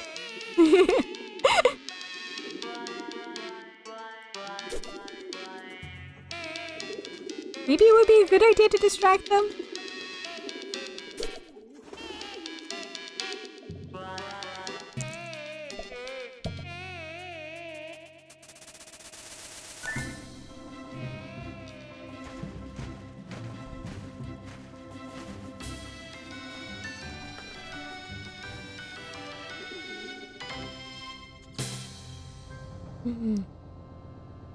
Finally, one of them made it safely. Success! Geez, crow buyers, my boy, so brave, so true, so great, over. Are you actually just point-blank losing your mind now? It would maybe be kind of a relief after years of build-up, but you could have picked a better night for it. Mission accomplished. Beers, champion of champions, waiting for you in kitchen, over. Why? Huh? Over? Oh, Beers is marbles required to acquire a key, over. Alright, I guess that sort of makes sense. New development, Beers being menaced, please hurry, over. What? Oh, okay, I'm on it. Hurry, please, Joey, he's all I have left, over and out. Oh. We gotta go save Beers!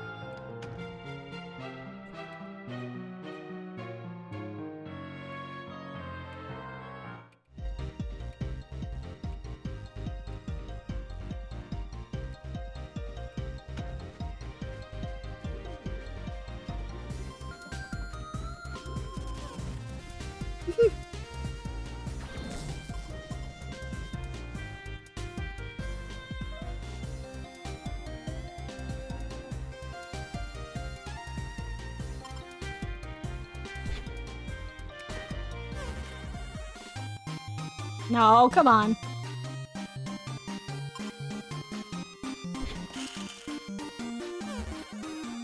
No, come on.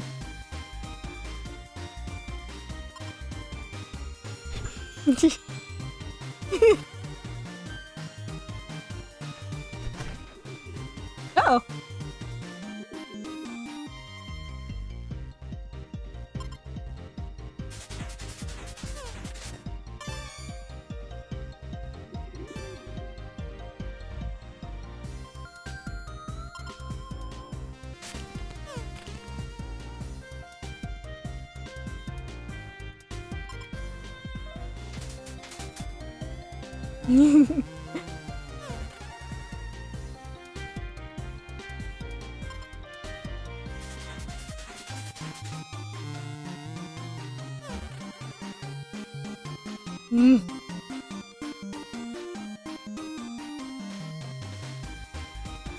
Try to get his attention. Make some noise or some light or something, or that pigeon is done for.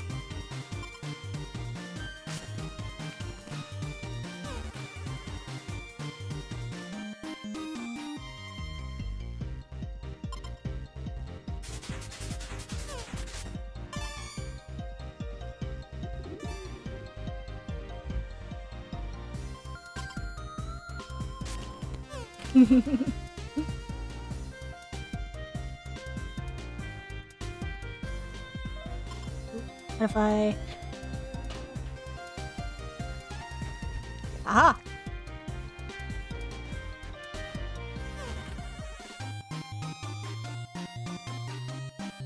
What if I... Aha! Nope, no, oh dear. It did not like that.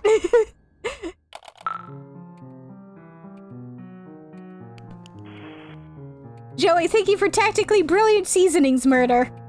Beers is payload. Repeat, Beers is payload, over.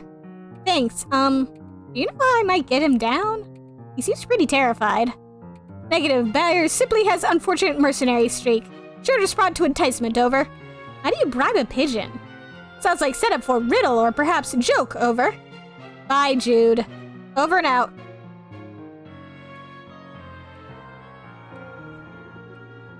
Looks like all that fracas with the monster got him pretty shook up. Might have to find something here in the kitchen you can tempt him with.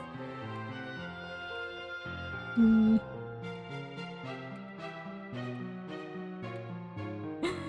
poor monster lying on the ground.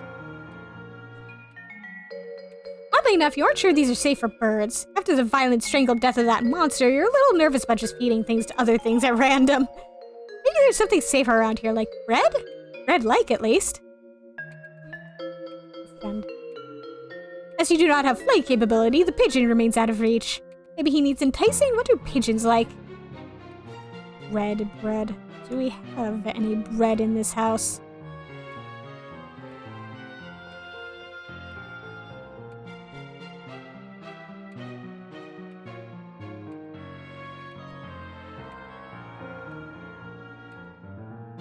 And if it did have bread, where might it be?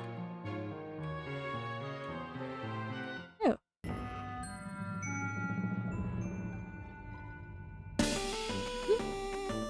Yeah. I'm not sure I'd want to feed that to the bird either. All you can raid from this meager cabinet is the stalest, teeniest, worst cracker. Would you like a cracker? Success! This little feller. Beers, you think? Yes, you're pretty sure this is Beers. Gobbles down the stale crackers. You tuck him into your pocket. He's got a little parcel around his neck. But you're fine with letting him hold on to it until you actually figure out what you're supposed to do with it. Okay, got the marbles. Do you want me to send the pigeon back?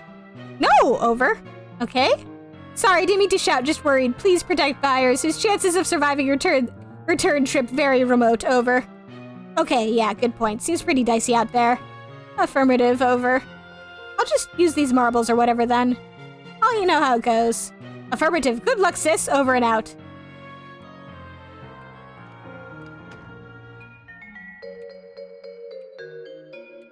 Okay.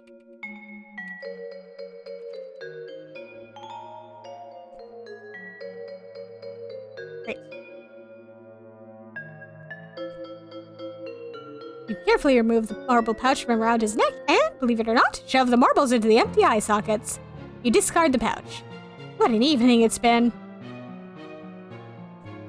Let's take a look. Spin. Aha! You did it! The attic key has been found. Take. You got what you assumed to be the attic key. Hooray! Got the key. Heading back up to the attic now. Careful, may not be that simple. Over. What do you mean? None of this has been simple. It's been downright convoluted. Noticing hostile elements grouping serpents massing. Over. Oh, jeez. We'll try to back you up if possible. Remain alert, sis. Over. Eyes on, bro. Over and out.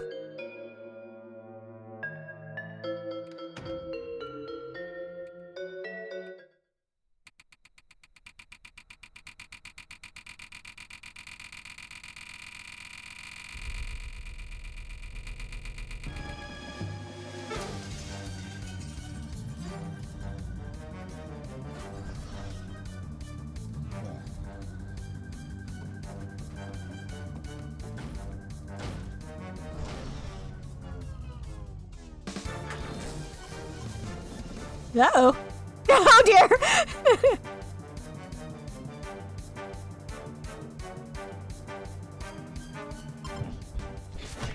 Hey, wait. Whoop.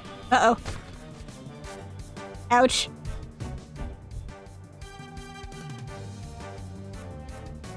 Ooh.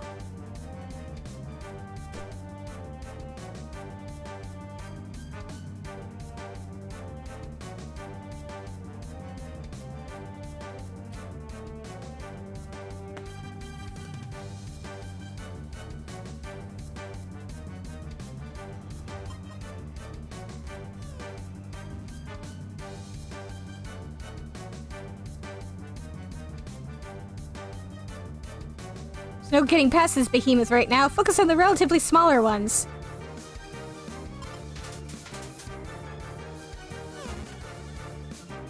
Yeah.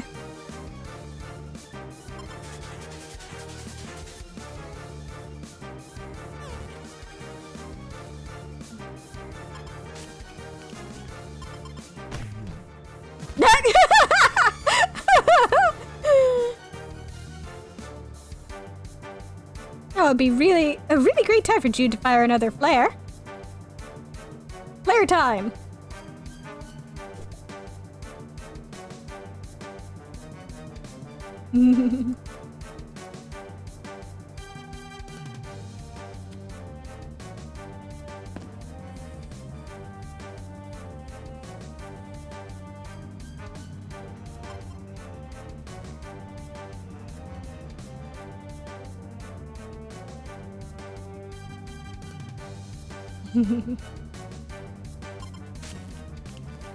Hey, jerk! Delighted to see ya.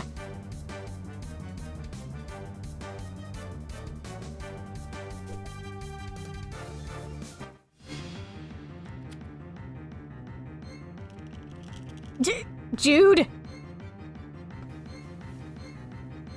That was an awful time to flub that. Uh-oh. Well, it worked anyway. But now there's a fire under his tree. Nope.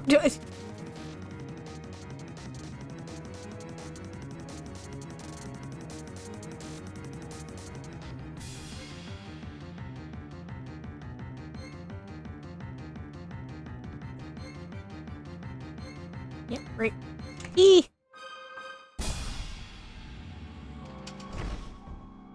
No, dear. Uh-oh. Well, she's not getting back out. Joey, come and please report status. Joey, hello, it's Jude. Joey, are you okay? Joey, please, over. It's going great. Yes, I'm safe. I'm in the attic. Just barely made it. Phew, over. Locked in, actually. I dropped the key. Safer in attic than rest of house. Key can be retrieved later, over. I think you were right. The way they smashed through the living room window and the front door? If I'd stayed in my room, I'd be a goner. Separated us with Vanguard. Destabilized power. Probed defenses. Finally attempted entry through multiple points of ingress. Basic siege tactics, over. You actually know this stuff? I didn't realize you actually knew this stuff. I kind of just thought you just liked pretending to be a spy or whatever. I'll take his compliment, over. Anyway, thanks. So I'll just hole up here for now, I guess. Are you safe in the treehouse? Should you try calling your friends or something? Didn't want to risk their involvement. Always a gamble engaging soldiers of fortune. But may be time. Remain secure in location and ignore object and under curtain, over. I'm not gonna ignore it. Well, obviously I'm not going to ignore it. Joey, please, over. What? It's a big mysterious thing under a beguiling, fluttering curtain. I have to at least peek at it. What is it, anyway? Data insufficient to determine, over. Well, I'll let you know when I find out. Joey, don't... Happen, over. You there? Joe... Go... Ordle, it's a bad idea, over. Jude, can you repeat that? Lots of static. Joey, please, I can't use you. Please do. Go near portal. Did you say portal? Well, turns out you live in a house that has a hand and a jar in it. You must now carry this knowledge with you forever. You've left them hanging long enough. In fact, as you stare at the gross, desiccated hand in the jar, you begin to suspect that the time for you to break open this jar and slap an anonymous dead hand against your own alive hand has, tragically, passed. The world is in crisis. If only Captain Planet were here. Oh god, that show. And the monsters could eat him, and you could escape while they were distracted.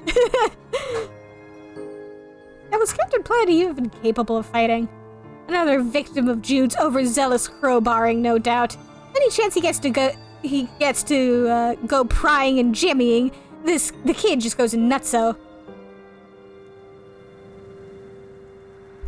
Is it moving? Oh my god, it is moving. What the fuck? What the fuck? Yes, and yes, we absolutely have to touch everything else first. And then go touch the portal. You put this in the attic yourself because it weirded you out that your pa had a lamp shaped like a woman's leg. Little did you know he'd soon graduate to lamps shaped like entire women.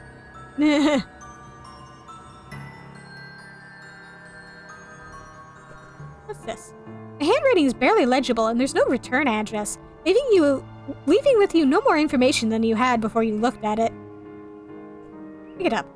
No, this really isn't that kind of mystery. The boring kind where you have to frequently refer to your rigorously maintained collection of shipping invoices in order to make any progress. You hate those. Since he got his first best shotgun, this one fell out of favor and now primarily functions as a home to a thick layer of attic dust. Meanwhile, his favored brother is living out a shotgun's daydream in the hands of your pa. There's no chance you're going to pick up this gun, and you certainly aren't going to lock and load anytime soon. It just isn't going to happen.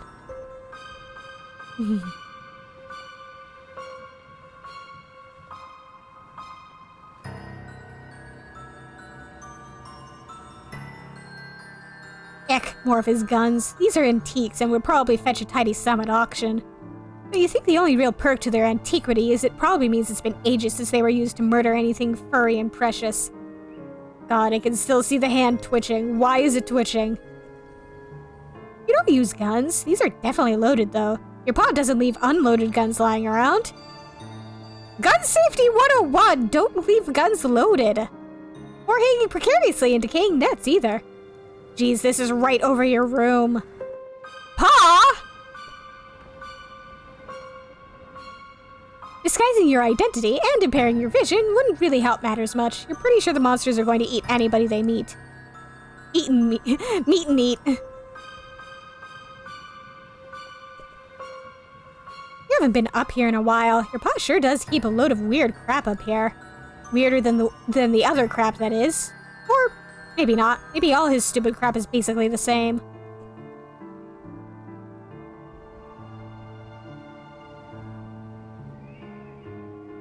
There's a mummy in that chair.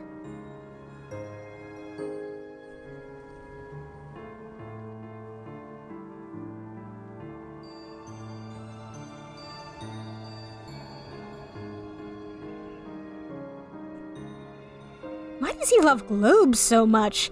Maybe they remind him of adventure. All the little abstract geological features, the jagged borders of exotic nations, the teeny bumps representing mountains. Unfortunately, whenever you look at globes in school or whatever, they just remind you of him. Some very old pigeon cages. You'd suggest they be thrown out, but old cages definitely fits with the aesthetic up here.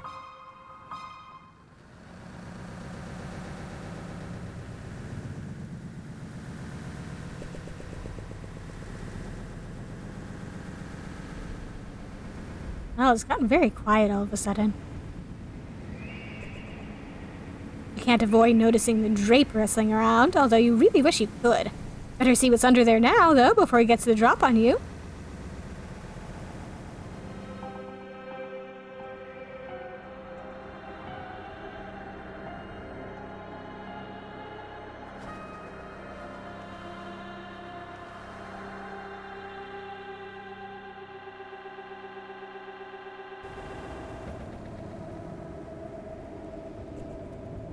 The keyhole! It calls out to your mind. Wait, what? Key! You picture your heirloom. Key! Get it! Use it! Insert it now! Now! Key! Key!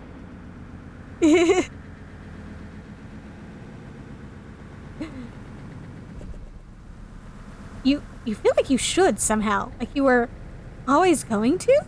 It's a difficult sensation to describe, even to yourself. But what goes in there?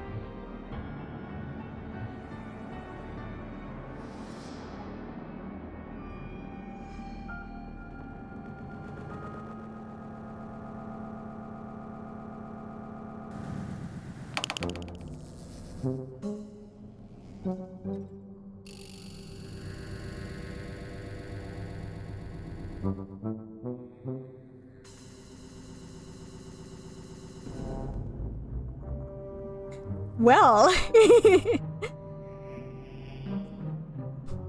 looks kind of like the thing from your attic that brought you here. Force field is a pretty striking point of contrast, though. Maybe you can use this thing to get home somehow? Please? That didn't exactly hurt, but it was kind of tingly? You don't think you'll be able to reach the portal while that force field is on? Some kind of weird electric bug? Seems to be trying to communicate. Maybe you should pick it up for a closer look.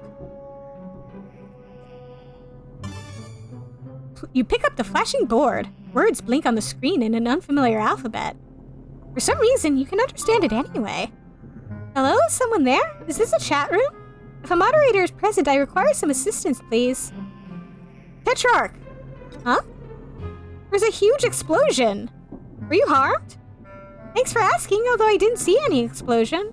Well, maybe I did, sorta? The roof of your hive is totally jacked. If you say so. Wait, you can see my roof? Who are you? What do you mean my hive? Oh. Oh no.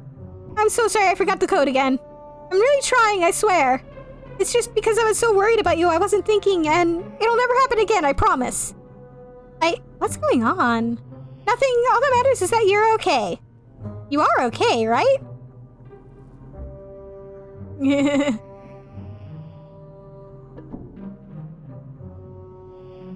Who are you? I'm Zephyros. Oh no, that was a test, wasn't it? Okay, I know I just said it would never happen again, and I mean that starting from now. No exceptions to the code. I'm absolutely not Zephyros. Alright. Where am I? Okay, yeah, I know this one for sure. You're in your basement, right? I mean, you're not there. You're somewhere else. Wink. Oops, did I say the wrong thing? Where do you want me to tell you who you are? Hmm? Sorry. Why are you apologizing? It never hurts to be sorry. So, Zephyros? I'm getting that I'm in a basement somewhere, but you think we shouldn't say that? Yeah, that's exactly right. I got it right. Didn't I? You say so. I don't suppose you know what the deal is with this huge machine with the snakes on it? Sort of like the one in my attic. Except the one in my attic wasn't so space-age and it didn't have a weird force field bubble. Attic? You know, down the hall, up the stairs. The highest room in the house. Oh duh, more code. Sorry. Yeah, the secret weapon. I'm sorry about that, Tetrarch Damek. Secret weapon? Tetrarch Damek? Sorry, I know I keep messing up. I'm doing my best. He really is. What is Tetrarch Damek? Your name? I mean, not your name. My name isn't Tetrarch Damek. Of course not. Never know who might be reading. Oh geez, what was your code name again? My name is Joey. Right, I knew that. This was all my fault. I'm sorry. I had no idea things would go so wrong. Wait, what? I was going to ask you first, but then I thought maybe it was a quiz and that if I had to stop to ask you, I would fail it. So I just put the battery in the weapon like you said. What? What are you talking about? I thought you left that weird paper out on the crate as instructions. Weird paper? Not weird, great. The plan is great, Joey. The heiress will never expect it. I mean, I'm still not sure I get what it is exactly, but still. Just proud to be entrusted with such an important duty. Hey, let me get back to you.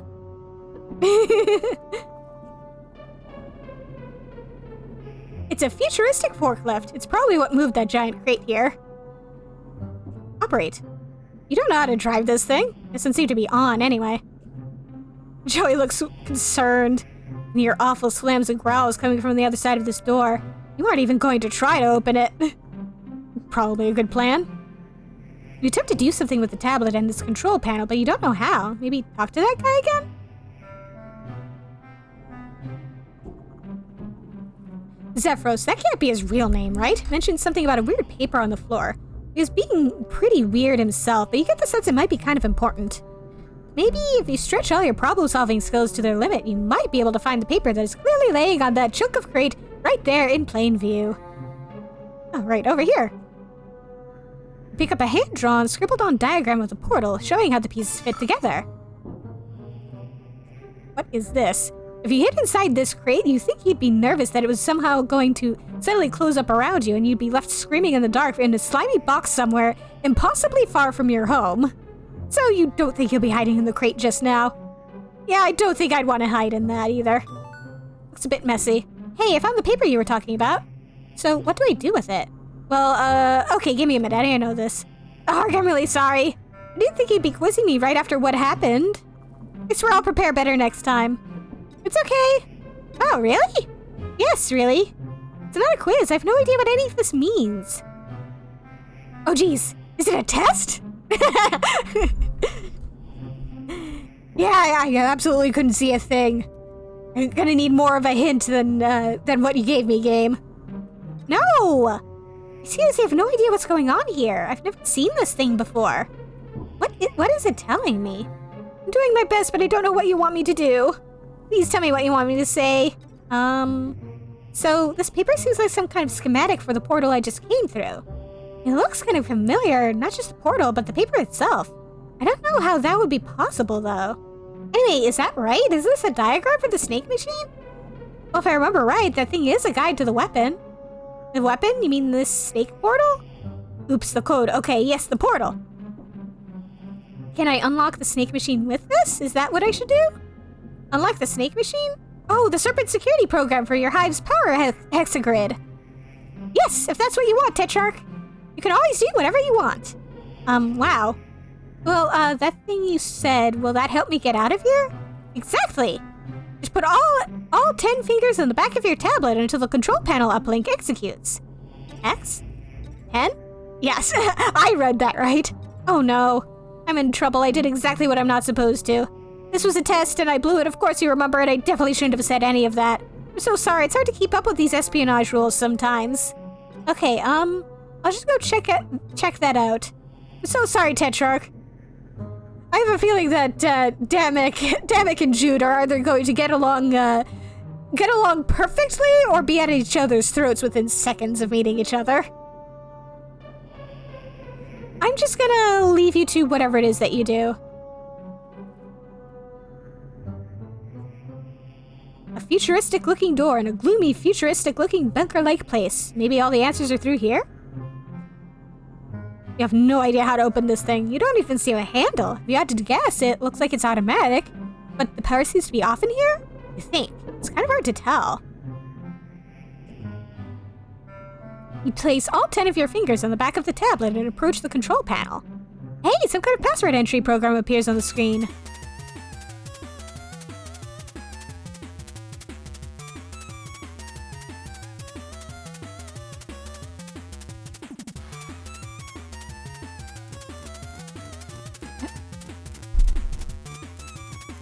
Aha.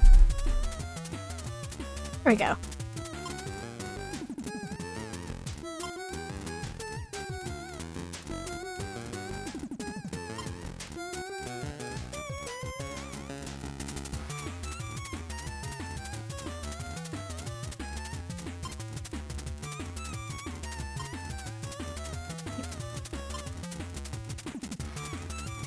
Yep. Nope. Yeah, nope. I flubbed that.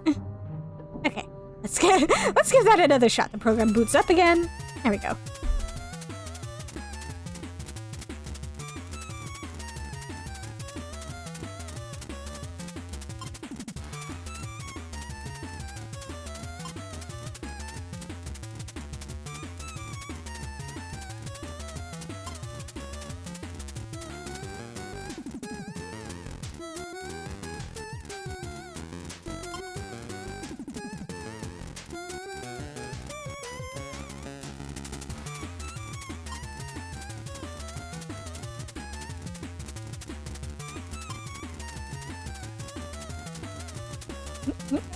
Nuts. Okay,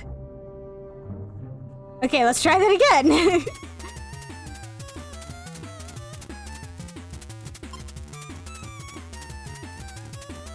It's really fast towards the end there.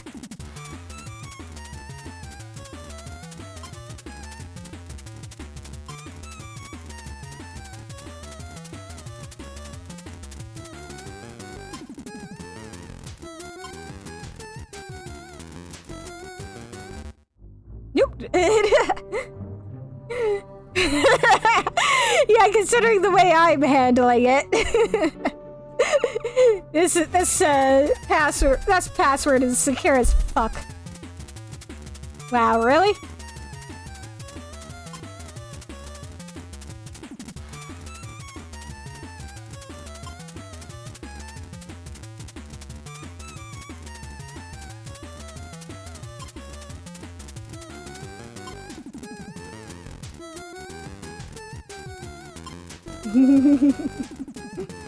Exactly. Aha! Got it!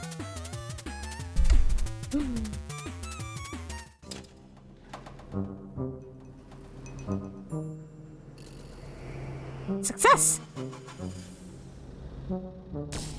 Nope. Oh dear.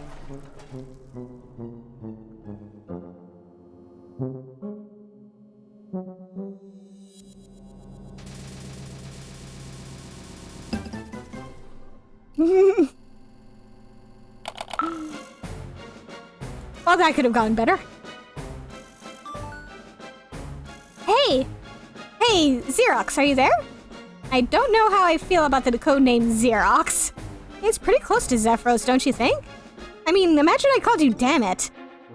Not that I would ever do that. Sorry.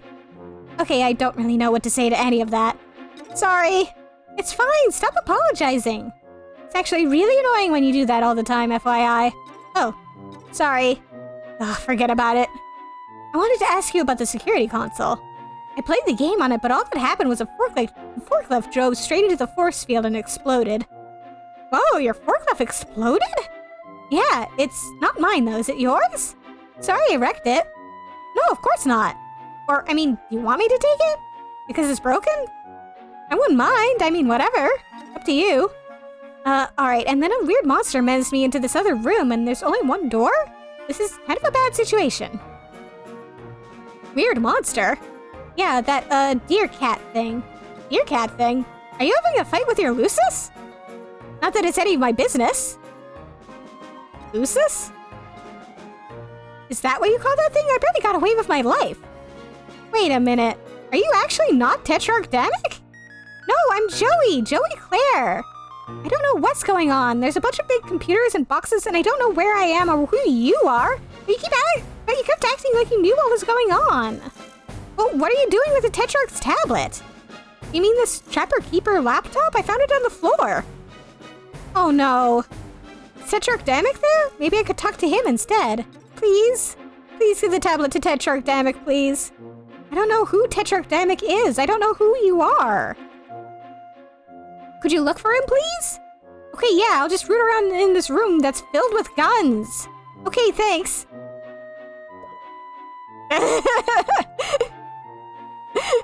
I'm just imagining Joey giving this a look. This door is all that stands between you and that rampaging deer monster. That's a lot of boxes, crates, miscellaneous containers, etc. Pretty mundane stuff in your honest opinion. Not your first box stack rodeo.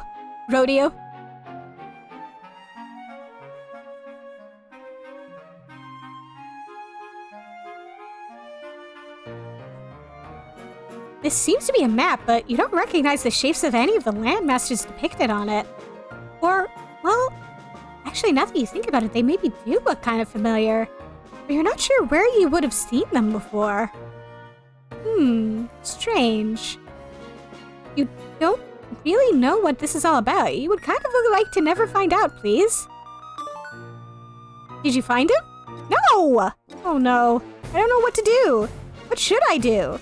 Oh my god! Why on earth are you asking me? What's Earth? What? Oh. My god. Jude, is that you? Is this another one of your stupid practical jokes? This isn't funny. No, I'm Zephyros. Okay, Zephyros, tell me what is going on. I don't really know. Actually, I'm kind of upset because you're yelling and that makes it harder to think. I know I'm not very smart or good at anything, but I really am trying my best, Zephyros, honey. I'm sorry. I can't believe this. I'm the one who just got shot through space into an alien nightmare horror house, and you expect me to make you feel better? Look, we all have self-esteem issues, but there's a time and a place for pathetic groveling, and it is not while I am trying to not be devoured by alien monsters. Wait, you're an alien? I'm 2 seconds away from throwing this disgusting joke machine into any one of several of the massive piles of armed and dangerous garbage around me. Wait, no, don't! This is so exciting. I've never met an alien before. I'm like seriously losing it. Most trolls never meet aliens until they go off planet to conquer them. What? Oh, okay, but like, you could be messing with me. Are you messing with me? The Tetrarch says I have to stop being so trusting. Oh, I know. Say something only an alien would say. I'm from a planet named Earth? Oh, that sounds pretty alien. Well, if nothing else, Jude is going to be very jealous. Ugh, sorry. This is all a little nuts, and the deer cat maybe got me a little rattled. So you're not an alien? No, I am. I mean, if this seriously isn't Earth, which between the snake machines and the deer cat and sci-fi technology, I'm willing to believe.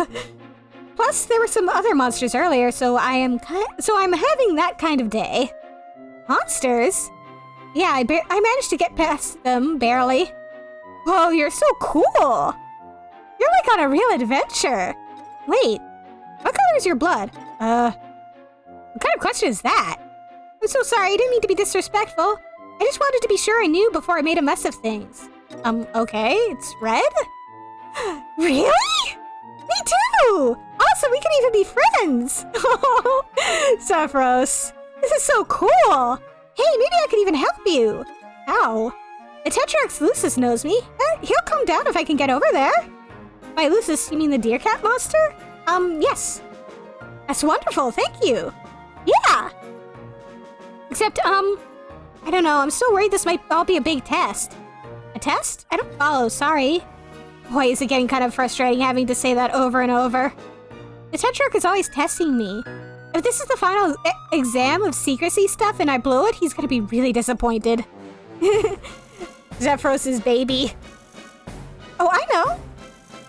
If you can prove you're an alien, I'll come over and help you out. You want me to say more alien things? No, I mean, I have no way to verify if those are true or not. Oh, send me a picture of you. I don't have any photos with me, and anyway, how could I get it to you? I'm trapped in here by that monster. Aren't you using the Tetrarch's tablet? Take the pics with that and transmit it over. Pics? Transmit? Pictures transmit. Okay, that's kind of a weird ask, Xerox. But I'll give it a shot. Here goes. Oh, look. Oh, dear.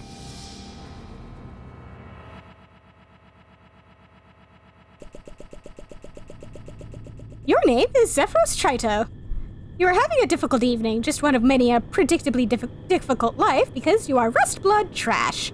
You just witnessed beams of red and green energy erupt from the hive of your best friend, Tetrarch Damek, right before a squadron of Imperial drones snatched up half your neighbors. So it's safe to say your revolutionary efforts are not going great. Oh, and it seems you received a package. Let's go grab that. It's a delivery from Scythian with the item you ordered quite a long time ago. You guess it arrived during all the confusion. You open up the package. Inside is the Flarp manual. This edition of Flarp is focused on spy gaze, intrigue, and rebellion. Tetrarch Damek modeled a lot of his underground resistance ideas after this system. Is that really a good idea, my guy? Yeah. The door to your respite block where you sleep. You're standing on your gander precipice. Let's head inside. Take a quick drink because, oh god.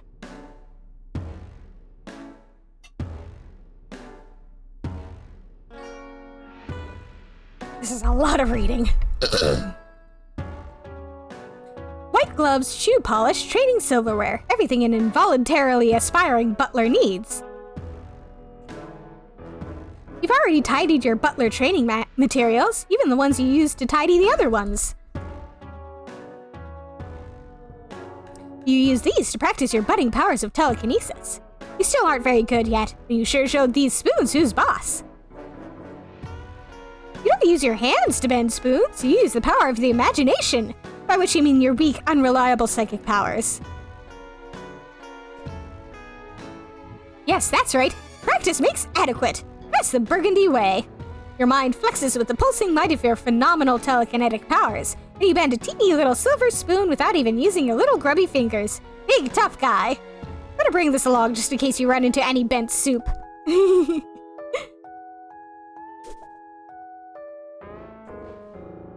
You play pusher, of course. Burgundies are ideally suited to this position because of their telekinetic powers and their ability to commune with dead players. Also, pusher is the most dangerous position and no one really cares if Rustbloods get killed. This poor child.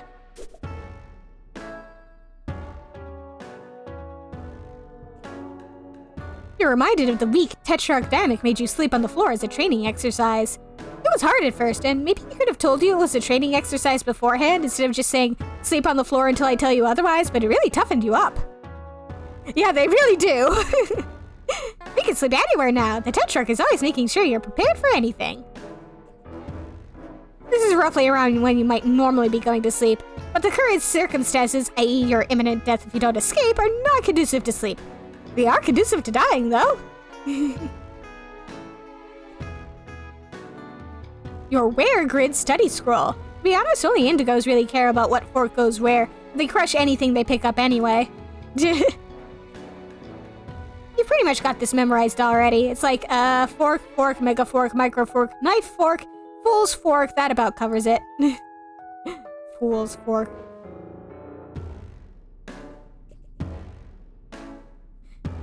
Oh hey, it's your arena stickball gear. You play Pusher. It brings back fond memories of your seasons playing in the Outglut Grub League. You're trying out for the Thrash Thrust Junior League soon, but you're a little rusty. Yeah, they really do have a way of naming things. If you blow it, you could get culled. Between band practice with Tetrarch Damek, Revolution lectures from Tetrarch Damek, and buttling practice, you mostly serve Tetrarch Damek. You really haven't had the time you need to practice. Speaking of, there's your brand new butler uniform. It brings back less than fond memories of when you ordered it sweeps ago. Delivery to Rustbloods like you is so slow. And hey, there's your Smash suit from when the Tetrarch helped you practice cool action movie stunts. Your memory from that time is a little hazy, actually. Oh dear. Arena Stickball has always been the only time you really feel like yourself. When you're out on the Velvet, your Brawler defending you against the opposing Prowlers and Zappers, and I guess thinking about it too much makes you a little sad now. Reminisce. Looking at the Dozer always helps you get to sleep, and looking at the Snow Globe always makes you nervous. You know it's not a real one, but still.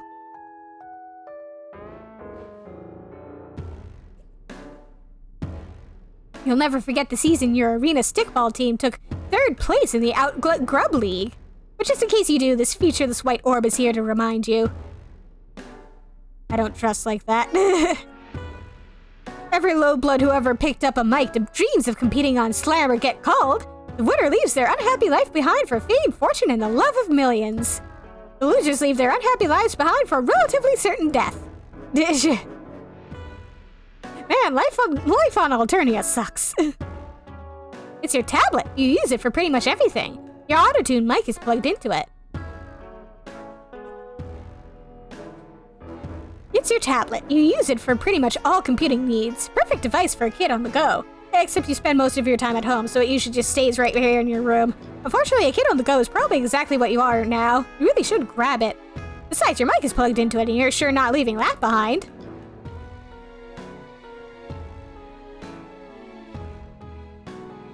Pick up.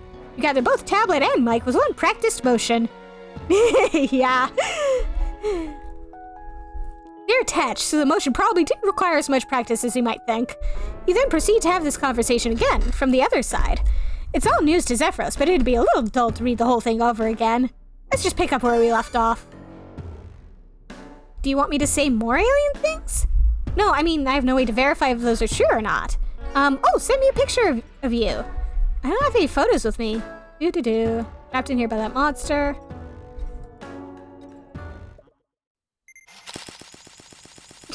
Oh dear. Oh yeah, you're definitely an alien. Not the most flattering picture. Or you have some strange collection of grotesque physical and mental diseases. Either way, you need my help. Okay, that much is definitely true. I'm pretty sure I heard the monster scratching at the door. He's probably hungry. Anyway, man, if you're an alien, we've got to get you out of here. The heiress hates aliens. The what? The heiress. Oh, well, she's awful and controls everything, basically. I mean, I doubt she's ever met one, but to hear her talk, she hates aliens as much as she hates low bloods. Which I guess you also are. You're practically a member of the Resistance already. I'm not sure whether to be really confused or really concerned about you. Do you need help? One time when things got really bad with my brother, my babysitter took him to the doctor and it seemed to help. He has many questions here. What's a brother, what's a babysitter, and what's a doctor? a brother. Wow, you are so lucky. I really don't know. Okay, I'm definitely concerned.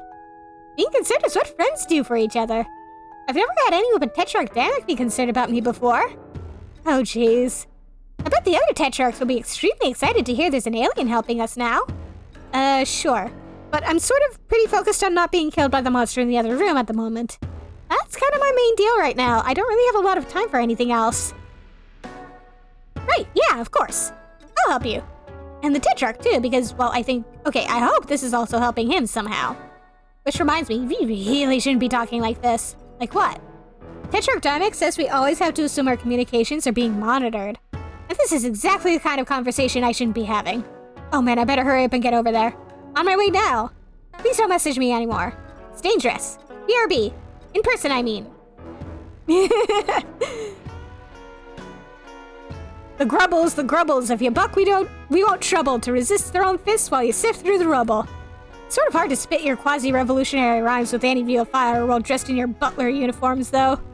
Damek says you're subversively transforming the rags of your oppression into the fatigues of the revolutionary through your jams, but you're kind of worried your performances will be drowned out by sarcastic orders to polish the silver. Oh dear.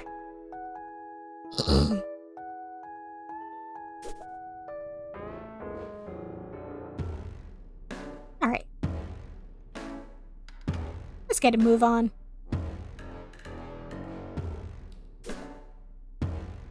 Oh, haha, he was always giving you leaves to eat. You would munch on them for his benefit, mostly. Come to think of it, though, you have always been pretty strong. Do those bitter leaves you gnawed on as a wiggler have something to do with that? Maybe you were just a little wiggler, curling up with your loosest made you feel safe when the world seemed scary. Which was often. Geez, come to think of it, the two of you haven't played on the tree in a long time. Maybe that's why he's been so lazy?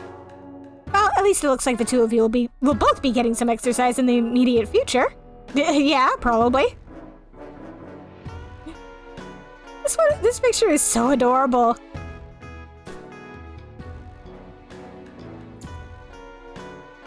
Cleaning supplies, the noble instruments of your future career, you guess. Kind of depresses you to keep them anywhere you like to have fun, so you just dump them at the end of the hallway. Maybe your hallway's really clean, the drones will stop trying to burn your neighborhood down and kill you? Ah, there's that rustbug, Moxie. You kind of wish you could live somewhere with more trees, and maybe then he'd be less asleep always? Like most things in your life, though, you didn't really have much say in the matter. Oh? Tetrarch Damek had you act out scenes from some of your favorite action movies, which just so happened to be his favorite action movies, too.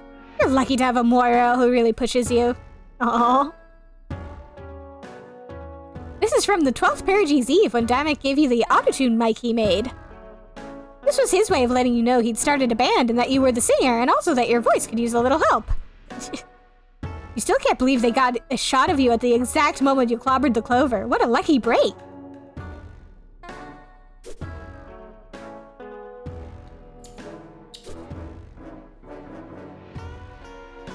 In contrast to Tetrarch Damek's percussive machismo, your stage persona is more skittish, as if you're vaguely terrified of the implications of your own pseudo-revolutionary rhymes. Which is not far off the mark, as one of the implications could be your execution. This was a great night. Damek insisted that you have half the flavor disc. Your Lucis took this picture, a delightful trick he has never repeated. You guys have a lot of fun in the studio, as evidenced by this candid selfie Tetrarch Damek told you to take. Look at you, so carefree. You wish you were gearing up to play right now. You were so excited to show him that branch. He ate all the leaves in one very slow bite, and you were left with a pretty decent hive-made Cubat. The first Cubat you ever had, actually. Aww.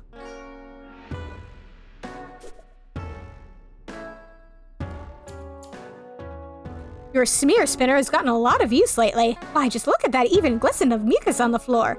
Beautiful. You could almost take pride in it.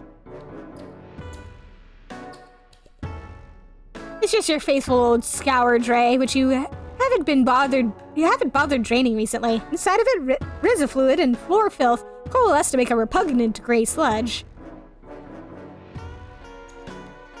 What's over here? The door to your rumpus room. Let's see what's in here. Yeah, yeah, mucus. Lovely. It's your Q-Bat, your most prized piece of arena stickball equipment. Gotta bring this with you. You try to pull the Q-Bat free, but it seems you've wedged it in there a little too tight. Whoops! You need to find something to help you pry it loose. Telekinesis? You can't quite lift a Q-Bat with your telekinesis. The best pushers can, but you're not one of them. Nope. Zoltan Matsos was the greatest pusher the snow globes ever had. No prowler could catch him, no zapper could blast him, and no matter what Lucis the Wrangler said on him, Matsos would shake him off. That all ended the night the heiress of that era attended the game and the opposing controller made Matsos thrust his bone nook at her. She had him cold right there on the velvet. This wasn't the current heiress, of course. This was a long time ago, before you were hatched. You've taken some pretty good thumps to the nug bone in your day. The pusher is the only player allowed to score, so they're prime targets for the opposing defense. That helmet's so worn out that it's practically worthless, except for its sentimental value, which is still pretty low. Your Zoltan Matsos Bobblenug figurine is the jewel of your collection.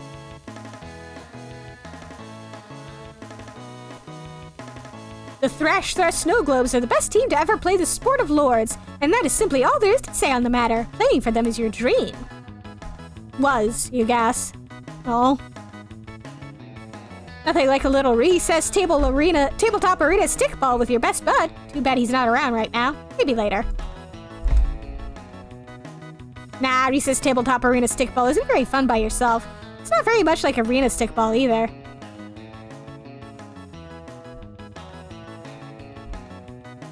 The crest of the Alternian Pro Arena Stickball League, with all 15 balls. In a real game of arena stickball, these are all different sizes and each has its own distinct powers. Paused right at the height of exciting sport. They released a new arena stickball game grub like 6 times a sweep, and every time you buy it like a sucker, and act surprised when nothing's different. It's like, what are they gonna do? Change the rules? I mean, fair. Nah, you're pretty busy right now. Only chumps play video games when they have obligations they should be tending to. It's your sports vault. Just a huge, heavy vault themed with sports. Arena stickball specifically, and obviously. It's the only place in the hive you can store food for your Lucis. He's so strong he could easily break into any other hiding place. It has a special telekinesis-based interface. It tends to wear you out a little, and the combination is pretty hard to remember. Open. You can't open the sports vault with your hands. Try thinking before you act. Okay, fine.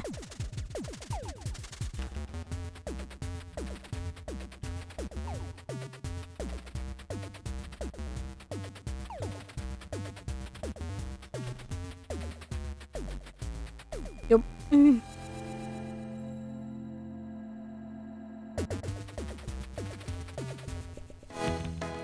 Oof, that's a rough one. It can be hard to remember the path when you're already concentrating on your shaky telekinesis. It helps if you have some kind of guide on hand. You've got just the thing, but, you don't think it's in this room.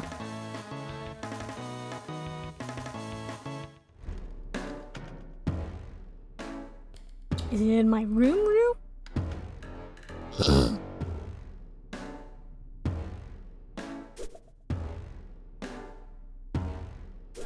Nah, that's just a list.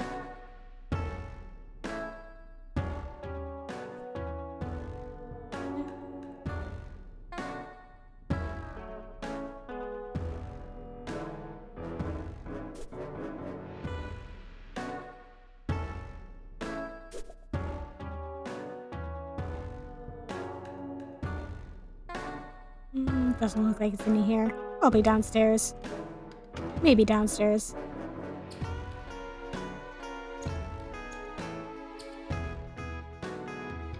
You think you should find something to protect yourself with before descending into the violent unknown of your hive. Preferably a weapon you know well. Ah, okay.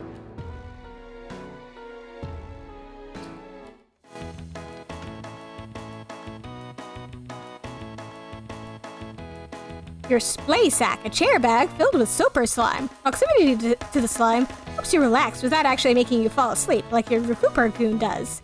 Some trolls actually eat soaper slime, which helps them be really stupid.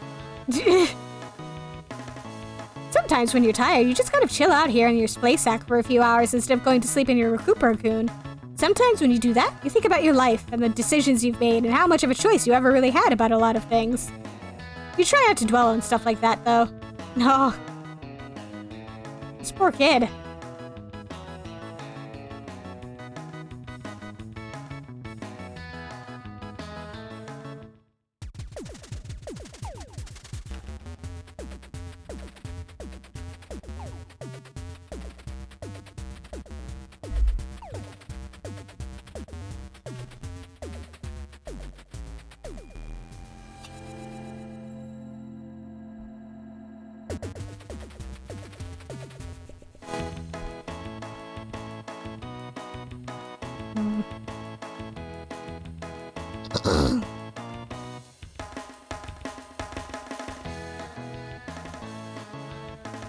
Balls are all set in there pretty firmly. You could maybe wobble the whole thing off the wall, but you really don't want to break it. Also, you're really unsure about your ability to wobble it off the wall, and that would be an embarrassing thing to fail at. Whoa, you're pretty sure you just made the screen flicker. You were blinking, but you're pretty sure. Sometimes you just know these things.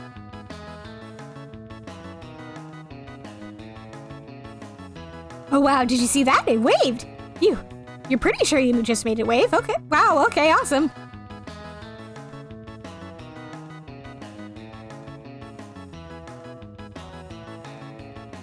Pusher helmets traditionally leave the forehead unprotected in order to facilitate your psychic powers. They also facilitate the high probability of your death, so yeah, there's that. They bobble like crazy. It's not exceptionally impressive, since they do that at the slightest brush anyway.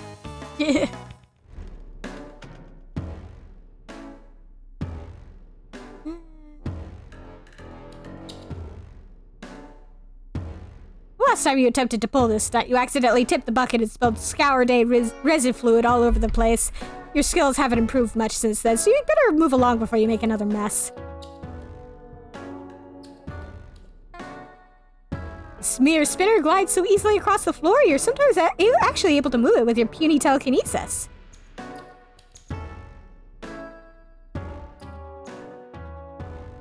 Ideally, you'd be able to kick back in an easy chair while using the power of your mind to get these cleaning supplies sweeping and scrubbing on your behalf, but you couldn't telekinesis your way out of a wet chitin sack.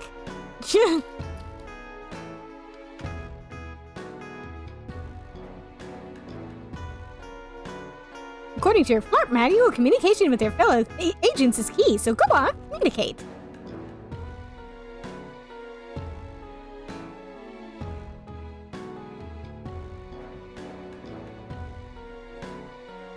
You can lightly jostle your clothes on the hangers, but it doesn't sound like it'd be worth the nosebleed. Okay, fair enough. One of the effects of the Soper Slime in your recuperacoon is to keep your devastating telekinetic powers in check while you're asleep. Otherwise, you might lightly jostle things in your room while dreaming. I guess if your powers were more, well, powerful, this would be a bigger deal.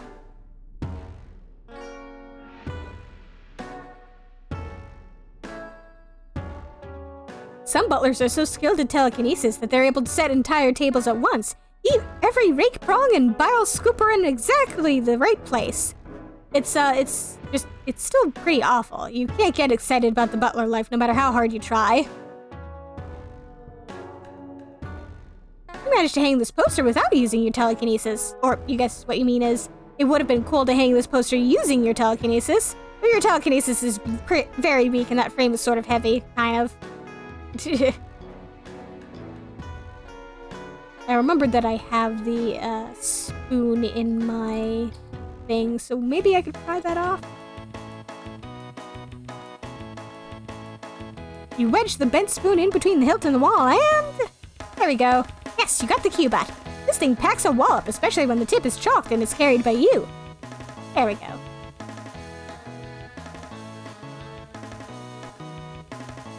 Your mic can't interface with your TV, especially when your mic doesn't have any batteries. Yeah, that would be inconvenient. Okay. Enough fussing around, let's go downstairs, now that we're properly armed.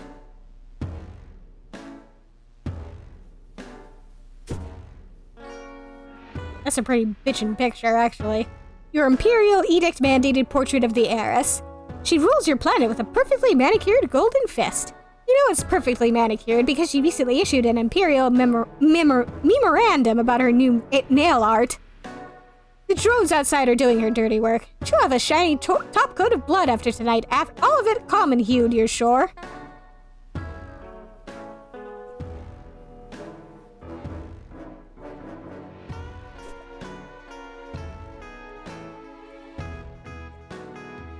You subscribe to a wide variety of hip periodicals. Arena Stickball Illustrated, Grubs Diurnally. Those are actually the only titles you know. The rest always incorporate the magazine's name on the cover into some sick graphic design to the point that you can't actually tell what the name is. This one with the graffiti of a muscle beast throwing up is usually about movies, though. That's an interesting sounding one.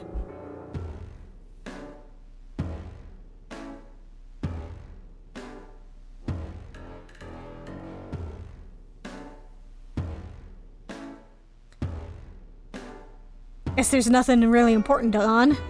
As a Rustblood, you're not permitted to have luxurious circular discs, only the standard hexagons.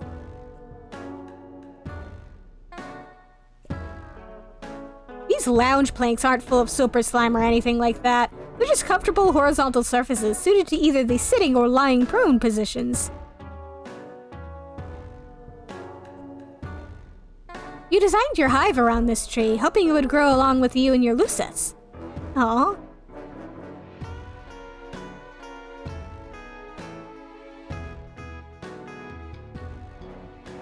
This tree is actually kind of cool. I like it.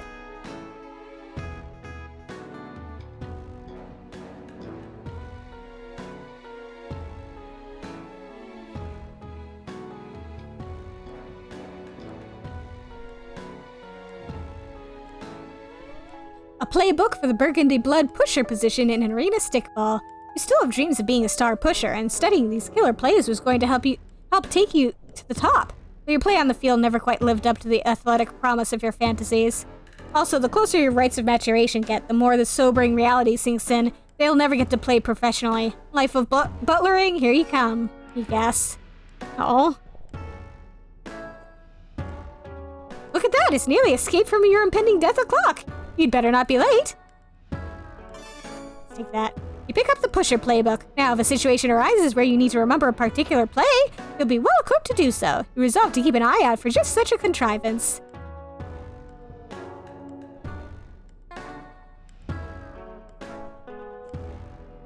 Your Glub Slurry agitator is next for when you just want to throw some unagitated grub slurry into the agitating receptacle and enjoy some grub slurry that's been thoroughly agitated.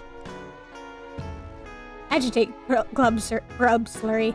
You don't currently have any unagitated grub slurry that needs agitating in your grub slurry agitator. Trying to say this more than once in a row is a real mouthful. Whatever you do, though, you always know right where to go.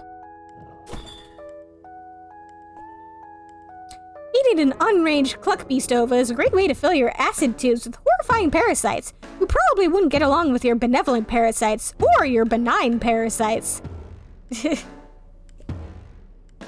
juice hydration cylinders. Inside these cylindrical containers is grub juice, which can be used for hydration and restoring reserves of psychic power. Let's grab one. Pick up the grub juice hydration cylinders. Nice! If you need a quick restorative for your psychic stamina, you'll just have that in your hand, instead of not having it like some kind of chump. Always useful in case you need to whip up a souffle. You're bad at that, but it's a mandatory part of your future job, so... Ugh, these are still in here? Vile Slaw really doesn't keep well. Maybe you should throw that out. Delicious grub sauce. And sauce from, I'm not sure, actually. You don't ask about grub sauce. That's not what you do with grub sauce. Left over from Tetrarch Damek's early Wriggling Day party. He doesn't turn 7 sweeps old for a couple wipes, but you wanted to celebrate him before his rites of maturation. Sometimes when you're feeling especially rebellious, you wish all the good toppings weren't reserved for high bloods.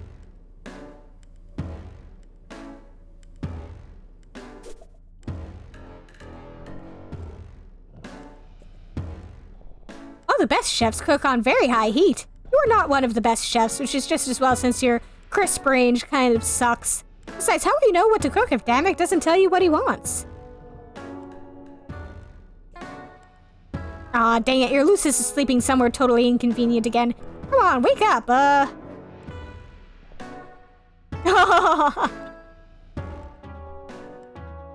We gotta name him. Something other than Zoo Smell. Gotta come up with an appropriate name for our pet. Throwing it out to the chat. Got any suggestions?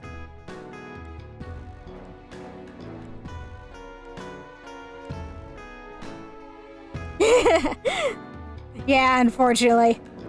No pepperonis for Xerox.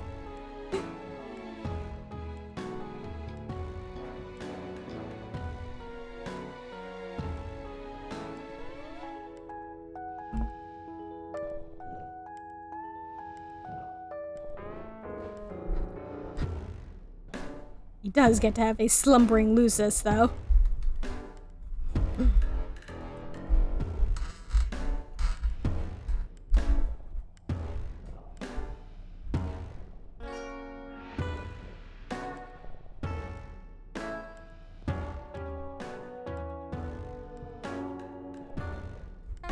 Yeah. Snuggles is a good suggestion. It's definitely on the list. Definitely gonna keep that on the list. Any other suggestions?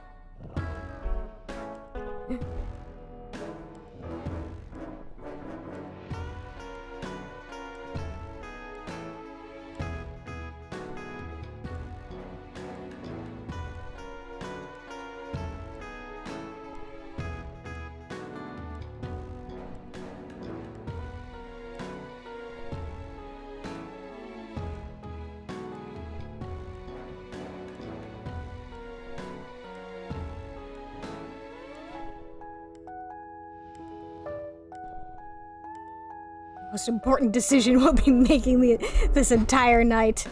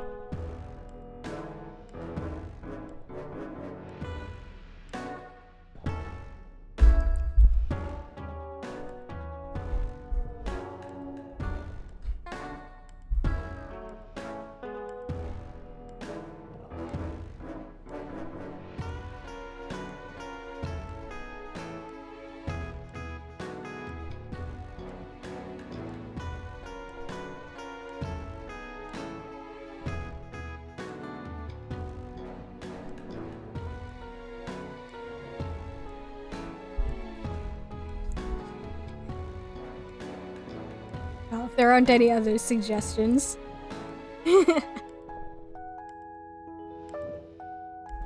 Snuggles the Lucis.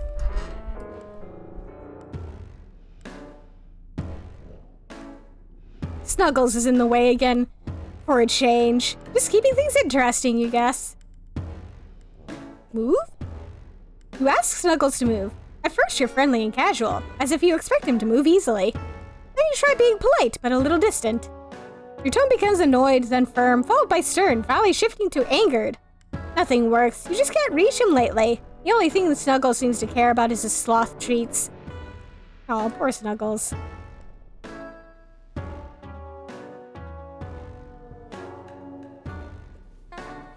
Consider using the zigzag incline to move to a different area of your hive. Zigzag incline. Let's see.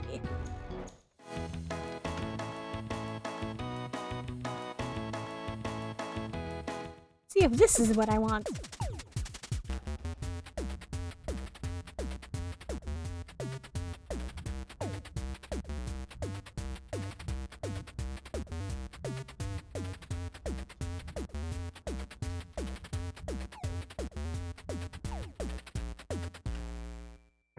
There we go. Yeah. Now you can get the sloth treats. What a trial that was. Lucky he has such a slow metabolism. The sloth treats. There they are, yours for the grabbing. You grab the sloth treats. You know just what to do with these.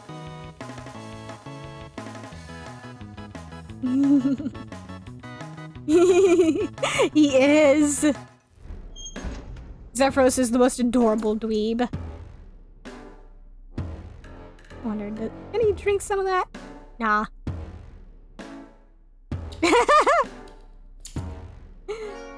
can't eat them all himself. That would be mean. He's got to share at least some of them with Snuggles. Speaking of, Snuggles, we've got just the thing to get him moving. Here you go, Snuggles. Oh. Oh. Looks kind of sad.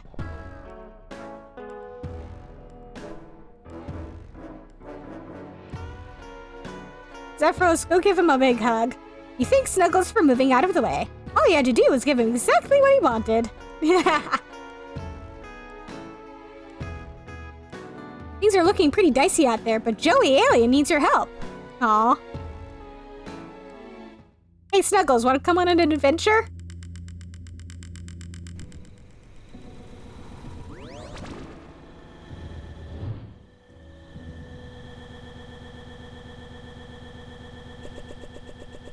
Looks like it might be some kind of software box? Oh.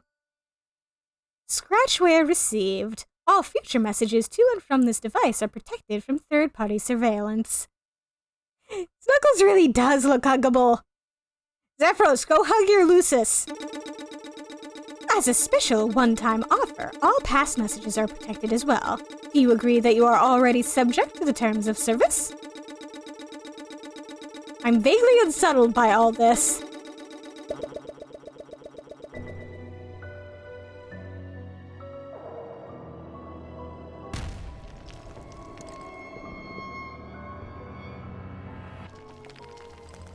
Oh dear.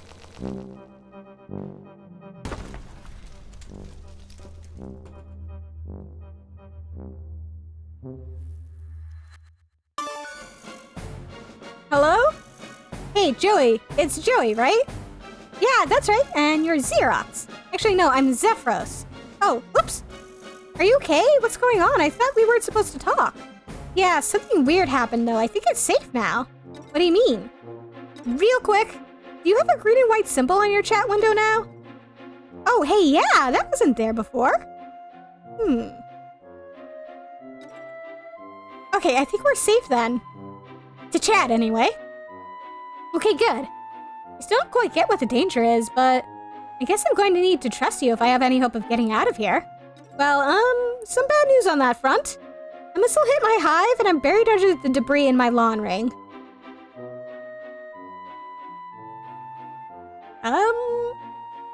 Buried? Are you okay? Yeah, I think so. I can't really move and my body hurts a lot and I'm kind of worried one of these drones is going to swoop down and finish me off. That's not okay at all. You need help way more than I do right now. I don't want to be a bother, but I was about to say something to those effects. I was going to say I'm sorry I can't help you anymore and we're both stuck waiting to find out if the flames of the drones will reach us first. Nuts to that! Huh? I'm gonna save you! Aren't you stuck? I was, but that missile knocked some boxes over that I don't think I could have moved on my own, so in a weird way it kind of helped. Boxes? Yeah, they were blocking a vent shaft. I'm gonna climb up there and see where it leads. Wow, I'm like a real-life action hero, wow! Oh shucks, I want to help you the way you were gonna help me! And you were putting yourself at a lot more risk than I realized. I repeat. I've been meaning to ask, what the heck does that mean? Oh, you can use letters and numbers to make a little face. Tetrarch Damek told me he likes it when I smile. Oh, that's so sweet. I have those where I'm from, but I don't know what the X means. Oh, those are my horns. Your horns? Yeah? Like the guy on the screensaver? I think so. That's probably not me, though. But those are real? Do you not have horns? I thought they were out of frame. No, I don't have horns. Jeez. What a question. That's so weird. And cool. You really are an alien. I never thought I'd meet one. Well, today's your lucky day. Or, I mean, it really seems to not be that, but you understand what I'm going for here. I think so, yeah.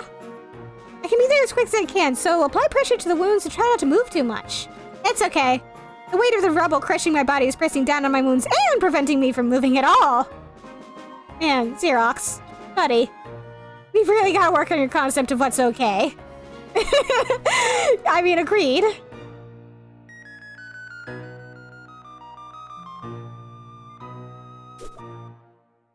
Ew. This reminds you of Jude's dorky conspiracy theories, although you guess maybe those weren't actually conspiracy theories? Well, like conspiracy facts, apparently. I guess the same may go for all this stuff, but geez, do these dorks have to always dig themselves into such a crazy bones hole, what with the layered scrawls and everything?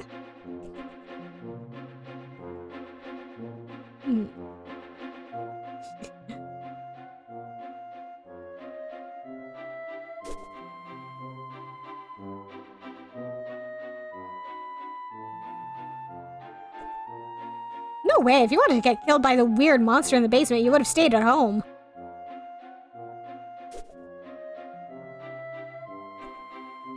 You don't really know what any of this stuff is, but it all makes you extremely uncomfortable. Like the tablet, you seem to be able to read the text, but you'd kind of rather not. Do I dare ask what it says, Joey?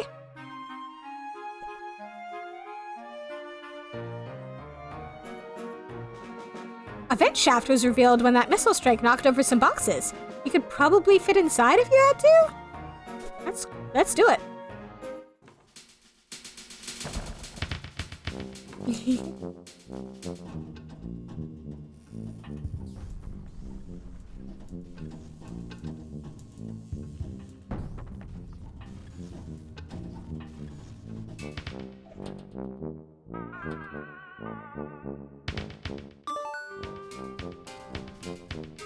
Hey, I made it through the vent shaft. Wow, that's pretty exceptional. Well, gosh, thank you. It was a little creepy, and in retrospect, fairly dangerous.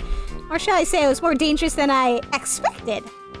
Well, I would rather you didn't, honestly. Oh, I'm sorry. No, it's okay, but typing quirks are sort of... I've noticed you don't really have one, but, they're kind of a thing that's exclusive to you, you know? Or, I mean, it's okay if they're used occasionally by someone you're close to. No offense, but I don't know you that well yet. Ah, I see. Well, I am sorry. I'll know better from now on. No, I'm probably being weird about it. I'm sorry. I have no way of knowing. Zephyros, it's okay to tell people when they do something that bothers you. Better to express how you feel than sit on it forever while the other person has no idea. What kind of foundation for a friendship would that be? Oh. Yeah, you're right. By the way, how much trouble are you covered in exactly? I'm not really sure how I'm going to get you out of there. Oh, that won't be too hard if you can find my hover pad. It's around there somewhere. I used it to move my Lucis around, but Tetrarch Danik borrowed it. To move some guns, I think? Or maybe his drums. Yes, she absolutely would be. Oh, bad timing, haha. Well, I mean, that was a couple sweeps ago, so I guess it's pretty much his now.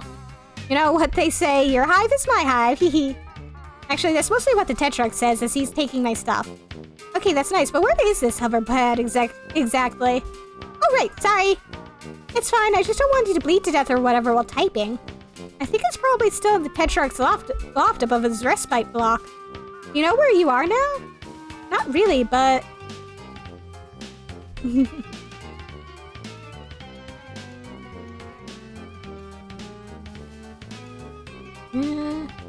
There's a ton of guns. Sigh. I don't want to make you anxious, but that describes, every block in the Tetrarch's hive. Great. I'll message you when I've made some more progress, I suppose. Okay, yeah. I think I'm about to pass out for bloodlust, so I'm gonna chill out for a little while. Hang in there, I'll find that hover pad soon.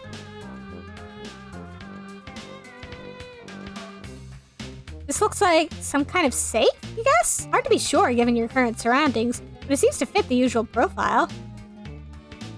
Danik seems pretty paranoid. Even if you could crack this safe, it probably wouldn't be it probably won't be safe to do so.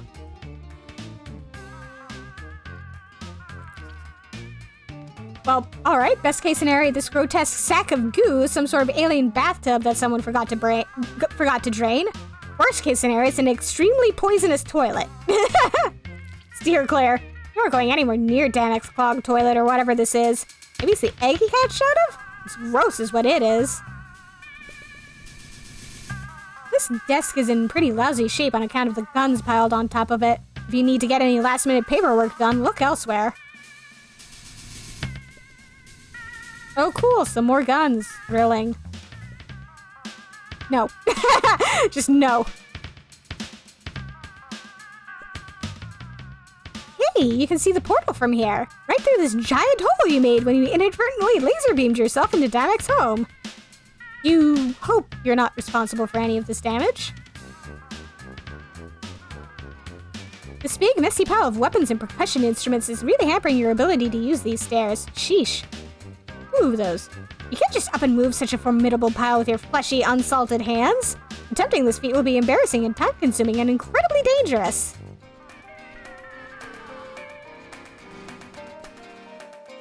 This pile looks a little more volatile than the cardboard box variety you're used to. You think maybe you should look for another way to move it? Like, one that isn't standing next to a pile of probably loaded guns and stomping your feet a lot. There. Looks like some kind of big, weird book. You pick up the, let's see, it looks like this is the Big Book of Beasts? You flip through, glimpsing tons of monsters at various levels of weird, cute, scary, and spectacular. You can use this to learn more about the weird alien life on this weird alien planet. Neat!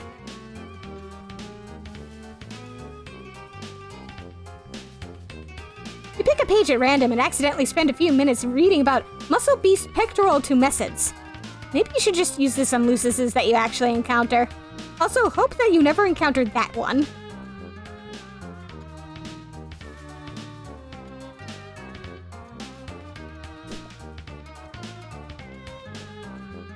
These movies kind of look like not your thing, really. No judgment, you just don't want these posters at all. Very different movie tastes, I see. Huh, the handprint is probably how this door is opened? Or maybe it just means that the room is on the other side is room 4 or room hand. Or maybe that's the obvious local sign for lethal monsters do not enter. Either way, this thing doesn't seem to be powered. Access? No dice. You guess it's out of power, maybe? Pretty solid looking door. Hopefully there's a way to open it. You're feeling a little boxed in.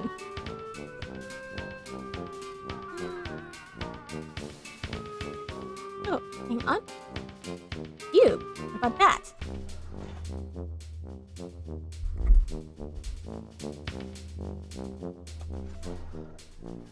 Aha!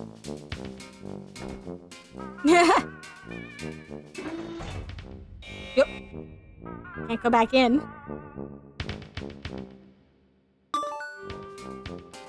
Hey!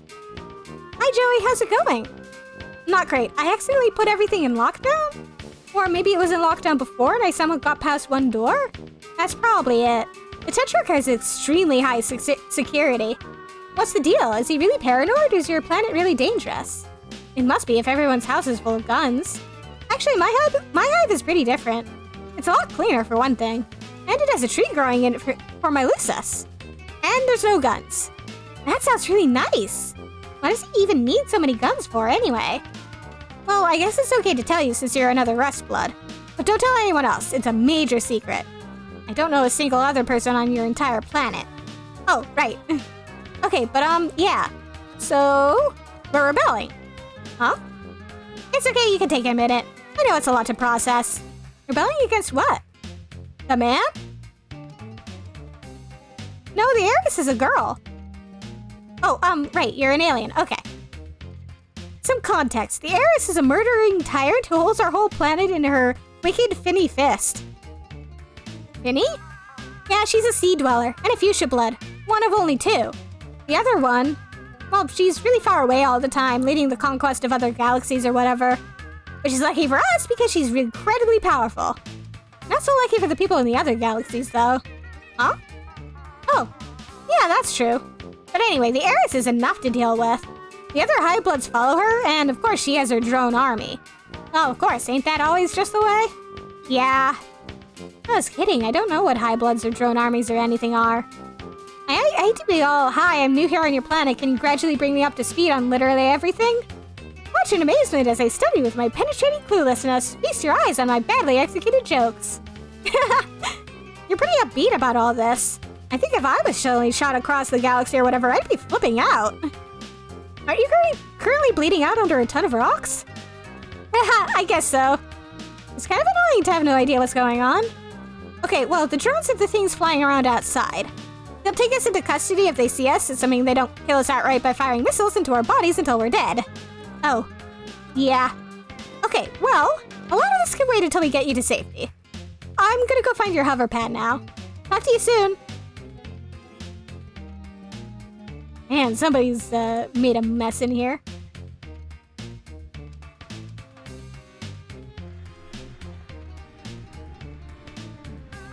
You assume this is a trophy for Best Terror Cat Menace Fawn Thrash Bronco in Show.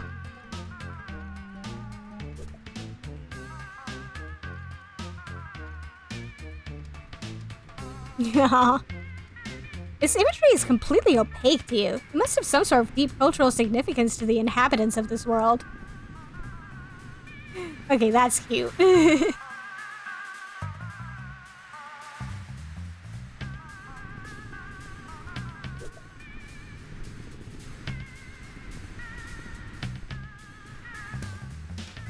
This hole is what you get when you build an elevator into your house while, at the same time, not caring if people fall down holes. The platform is down in the basement. You can still hear the sound of that wild animal below.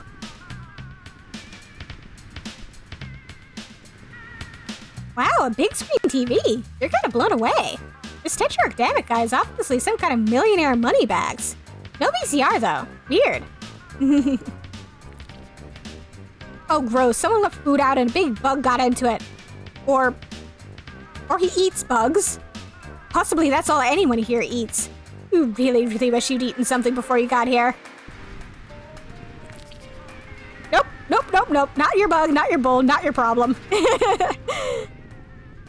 A computer? You wonder if Dammit ever makes his own video games as a means of hashing out his problems like Clarissa does. Clarissa is so cool. Oh yeah, she does do that, doesn't she? I forgot that was a thing she does in the series.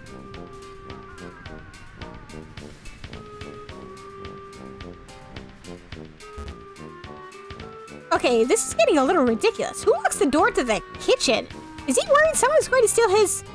Okay, there's no way he eats bugs, right? Yeah,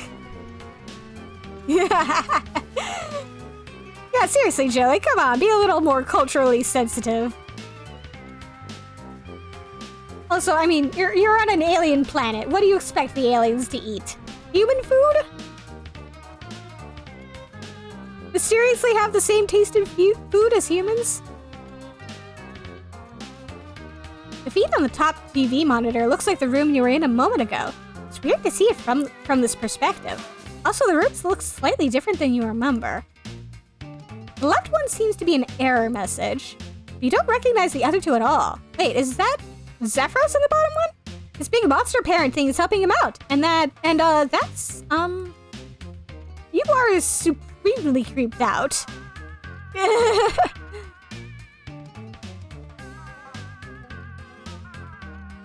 This door is pretty intimidating. The spear sticking through it manages to be significantly more intimidating. Whoever threw the spear is definitely the most intimidating, though, so it's a good thing they don't seem to be around. Did you not look at this door before trying that? It's insanely dangerous out there. If you want to make a run for it across the street, you better be fast. Yeah, that kind of is.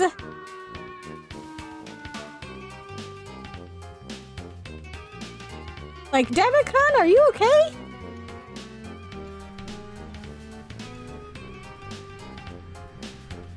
Is his Lucis okay?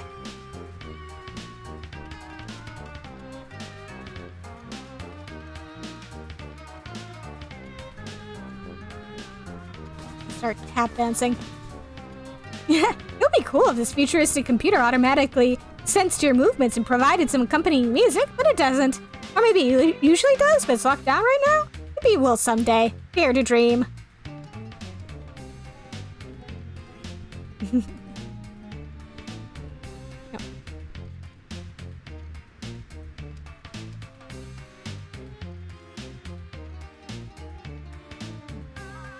You're a pretty good dancer, but you're not dancing across empty space good. Yet.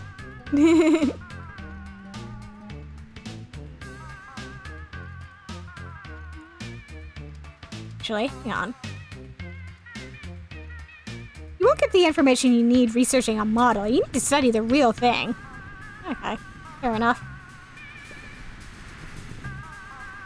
You hold up the sketchy diagram so the deer cat statue can see. It seems to have no feelings about it one way or the other. Unfortunate. Hang on. Can I toss one of these? Oh, it's not a pet. It's simply a round absence of floor. I was thinking I could toss one down for the deer cat. Because we know it's down there.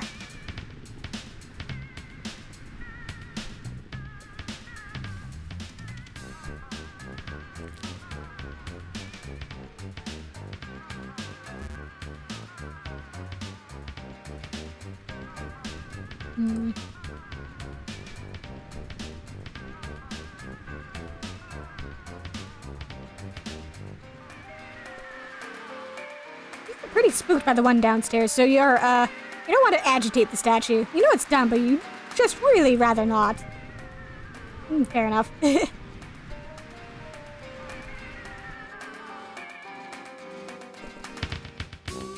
hey, the tablet's doing the thing again.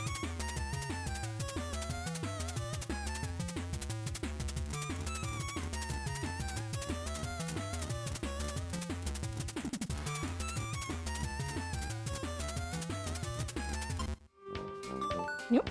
Ah. Hey, Xerox, you there? Can't really go anywhere else with the debris slowly crushing my body. Oof, right, sorry. It's okay. Doesn't sound okay. Try not to move too much. Okay, I'll try. I'm going to pass out a little now. Wait, real quick. I'm having trouble with this security puzzle, you could call it. It's not the one in the basement, no sweat, but this one seems kind of different. Security puzzle? Do you mean the serpent ROM that Tetrarch Damek rigged up to his power hexagrid? I wouldn't have used those words, but if you think that's what I'm talking about, it probably is. There's another one? A different one? I think so. The start screen is different anyway. The start screen is different anyway. And the power is still on, so I don't know what it would be connected to. His Hive security, probably. He's always tinkering with it to make it more complex. Yeah, for the one in the basement, I only had to eat the letters. But now they're different? There's different letters to eat, but I don't know what letters to eat, if that makes sense. Oh, it's probably this. Oh, really? No, wait, sorry, I meant this. Yeah, I got it. No, that's not it. What? I'm typing it in, but it keeps getting changed to a bunch of X's. Maybe it's that new security software installed? It must stop me from posting my password to the chat. Really? Let me try. Yeah. Miss Taylor Thomas 80. Can you see that? Mrs. Taylor Thomas 80? OMG. What's that? What's that? No! You told me you would turn it into X symbols. While you're using the Tetrarch's tablet. It wouldn't know your password. I can't believe I did that. Sorry, I'm going home. I can never show my face on this planet again. Huh? Mrs. Taylor Thomas 80 seems like a nice password. I never guessed that. You must be really smart, Shelly. No, apparently I'm super stupid. What's so embarrassing about it? Everybody makes mistakes. It's just... well, I guess it's the name of a boy I like. Really? Don't tell anyone, but that's what my password is too. Oh? You have a girl you like? Oh no, it's a boy. Oh, for some reason I thought you were a boy though this time. I am, hee hee. Oh. Huh. I think Joey's having a moment here. So, not to rush you or anything, but I'm still dying in rocks. About the security console. Yeah, about that. Can you, give me a hint? It's the name of our band, but there's a couple different ways to spell it. That's pretty weird. Yeah, we keep going back and forth between the blank in the blank. I actually don't know which one it is right now. Well, I'll scout around and see if I can find something. He's bound to have written it down somewhere or something, right? I hope so. I'm gonna conserve my strength a little bit, maybe, getting kind of dead. Hang in there, I'll be there as soon as I can.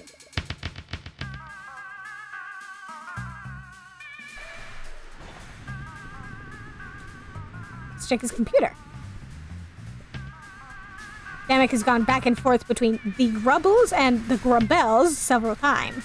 The Grubbles seems to be the current favorite, though, at least until he crosses it out and writes the other one beneath it. Okay.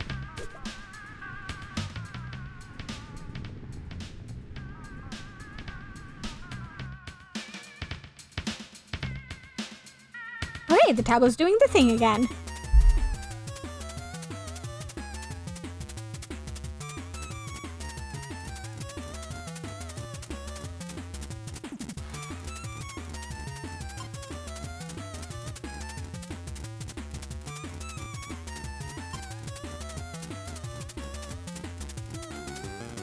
That one?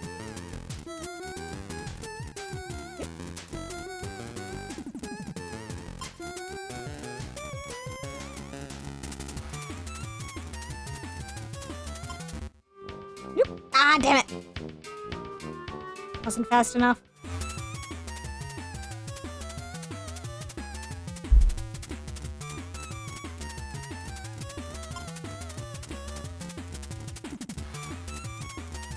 Having the little thing in the corner is very handy.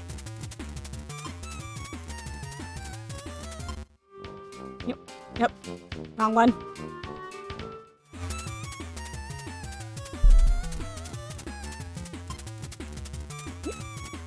That was close.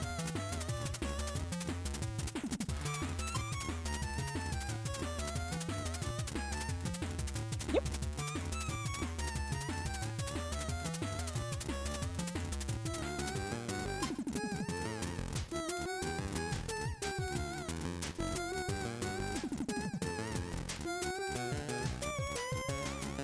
Yeah.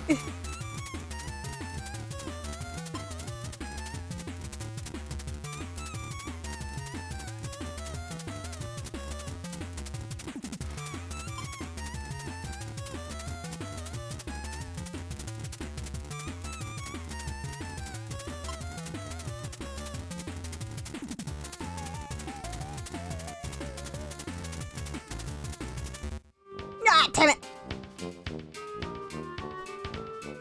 It gets really fast there.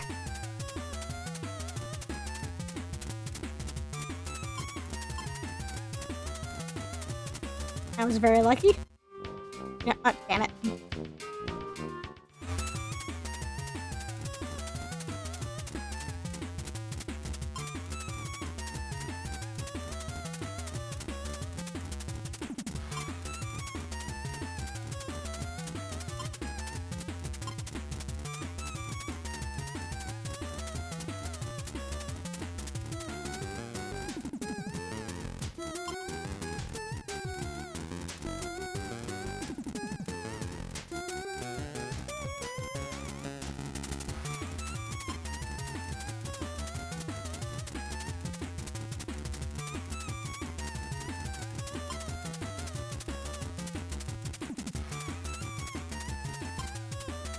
Haha! There we go.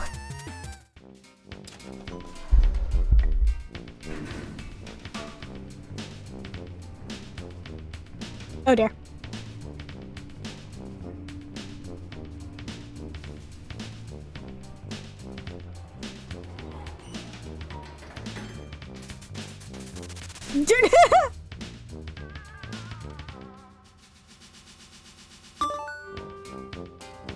Well, I figured out the game, but the monster chased me into, I'm fairly confident this is a kitchen? It's really gross, but anyway, keeping you informed. Monster? Wait, sorry, I'm a little woozy. The deer cat. Oh yeah, now I remember, the Tetrarch's Lucis. Okay, sure. Hey, while you have a second, maybe you can fill me in on what that means? What means? What's a Lucis? Wow. What? That's just about the saddest thing I ever heard get said. Yeah, cultural differences, etc., etc. Can you bring me up to speed on this wild beast stalking me? Maybe it's fingers crossed that it's friendly? Why does Damek even have a crazy cat monster in his house? Well, it's not usually crazy. Your Lucis takes care of you. Protects you from wild monsters and also dying from, like, whatever, you know? I guess mine's not too good at that since I'm still being crushed by heavy debris. Not really. Are they all, beasts? Well, yeah, what else would they be? And they're always this rambunctious? I mean, it seems like it'd be pretty crazy if everyone in your family had their own rip-snorting monster. What's a family? It's some kids, some adults and their kids, or one adult and some kids and their babysitter, and the conspicuous absence of a father who isn't garbage. Adults? Yeah, why? Adults live on your planet? Yeah, of course. Is that not where they live for you? For your adults? Sorry, this is some of the weirdest thing you've said yet. Once you come of age, you get sent off planet for your ordeals. And that's it? Nobody ever comes back? Ever? No exceptions. There are no adults on Alternia. I think this might be another wow, I'm an alien conversation. Better save for when you're not pinned under a bunch of rocks. Probably. I'm gonna have to rest in a sec. Okay, well, I'm going to focus on finding the hoverpad. I'll let you know when I do. Thanks, Joey. I'm gonna focus on maintaining consciousness, I think. Good plan. Stay alive. Kid power. Oh, geez, that was awful. Sorry, bye. It's really gross. Maybe you could clean it? Yeah, you definitely traveled to a strange alien world to deep clean this guy's kitchen. That's how you live your life, for sure. The cabinet is empty. Kind of a running theme today, and also for most of your life. Wait. There's a bowl in the back. A clean bowl. Maybe Damek missed it too? That would explain why it's actually clean.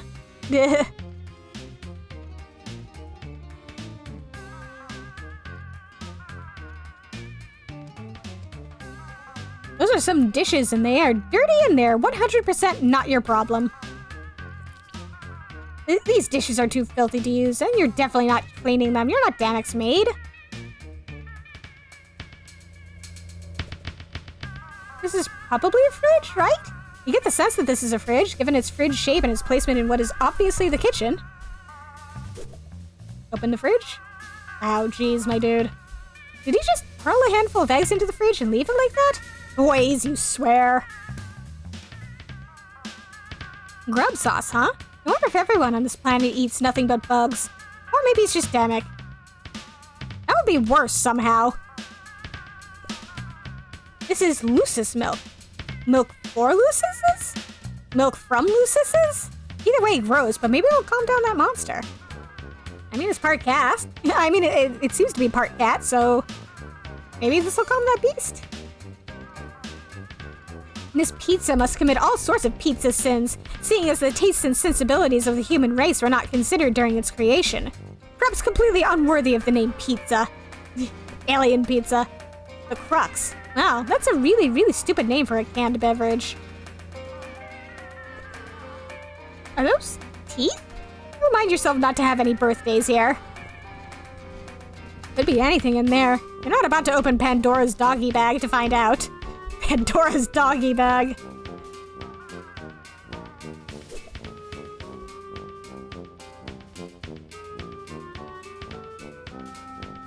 They seem to lead up to a curving hallway.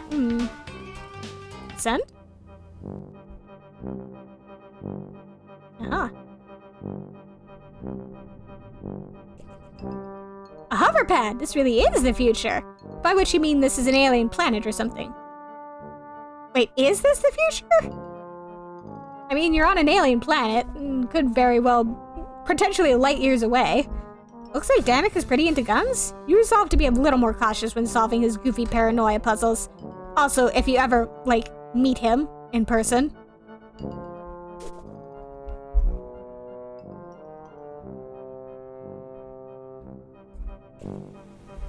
What, look! A vet med kit, just like the one you forgot to bring along for the trip! Well, maybe. It could just as easily be some lame old normal med kit for non-veterinarians, but you're optimistic. Take it. Me as well. Just think of all the possibilities for alien animal care held in this little kit. You kind of regretted not taking the one from your bedroom, but this more than makes up for that absurd blunder.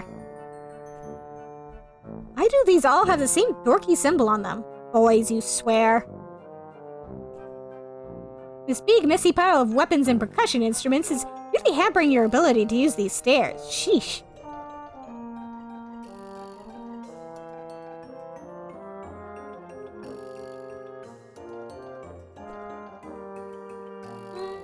Oh, let's grab this. Zephyros says this is his, but it looks like Damek, has other ideas. Oh well, Damek isn't here. Now I can help Zephyros with it and help Zephyros by returning it. I found the hover pad. Hover sled? Whatever it's called, I got it. I can come save you. Excellent! Although I think I'm a little boxed in. Between the deer cat and this pile of guns and drums, I don't really have a clear path. Oh well, I'll figure it out. Well, the Tetrarch made some pretty extensive modifications to my hover pad. That might be able to help? Yeah, this guy doesn't sound like he has a good sense of respect for boundaries or personal property. Oh, he hates it. Tetrarch Damek says the concept of private property is a vehicle for exploitation and the tool by which the high-bloods subjugate the low-blood underclass. Well, I'm new here, I can't really comment, I guess. Anyway, it'll be back in your hands now, so problem solved. Yay! Okay, I'll give it a shot. Talk to you soon.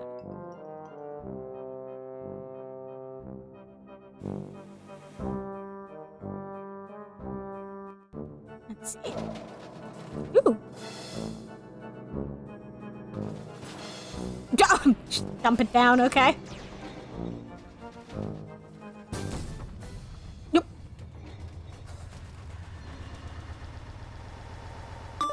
Well, I guess it works. If the Tetrarch Lucis is upset, he might have gotten hurt. Oh, gotten. That's cute. Anyway, I did see a whole lot of blood is smeared up to a huge hole in the floor. Oh no. Oh, it's brown, so it's pretty old? I'm not sure what you mean. The Tetrarch is bronze blood. So that's either Damek or his Lucis, and it's recent. Wait. Okay, you've been saying things about blood color a lot, but I've been assuming it was metaphorical. Are you saying members of your species literally have different colors of blood? Yeah, I'm a rust blood. Bronze, rust, so it's a metals thing? No, it's by color. I'm actually a burgundy blood, but maybe this isn't the best time to talk about all this. Yeah, I'll be glad to tell you all about the blood on our planet when I'm not leaking so much of it on the ground. Oh, I really thought it'd be dead by now. Don't worry, I'm coming as soon as I figure a way past this wild beast. Maybe I can give him a treat. I do have some pet treats. What's a pet? I think it would be a little weird if I described it to you, given this fact that you were, it sounds like, raised by one? Huh? Let's move on. Maybe I can sneak past him? Pretty unlikely. Wait, are you the kind of alien that's invisible and silent? No. Yeah, no chance then. Maybe I can outrun him. I'm surprised he's been chasing you. That's really not like him. Well, not to mention he didn't exactly chase me.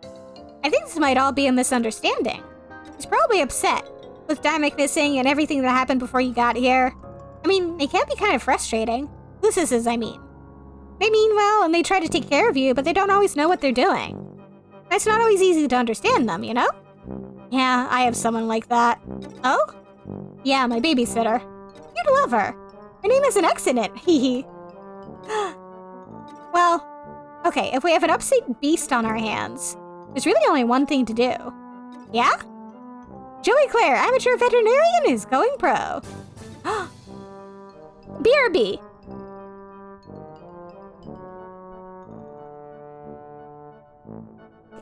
Look. Hey, now you can get down to the bedroom. Neat. Descend.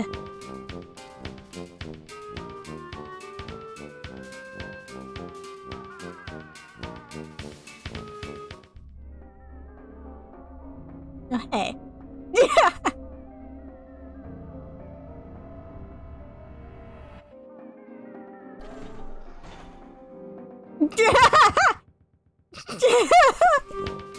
That rampaging deer cat out there is still pretty furious. You've got to find someone to distract it so he can approach from the other side.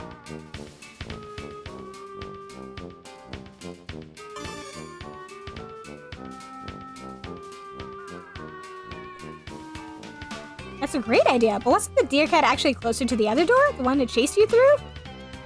Okay, go around the other way.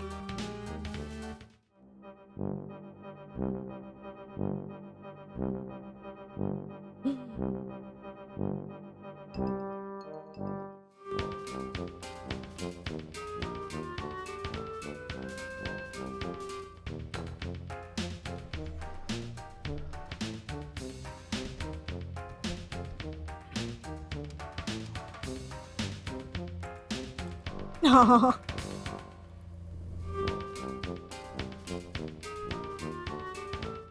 Around the other side now.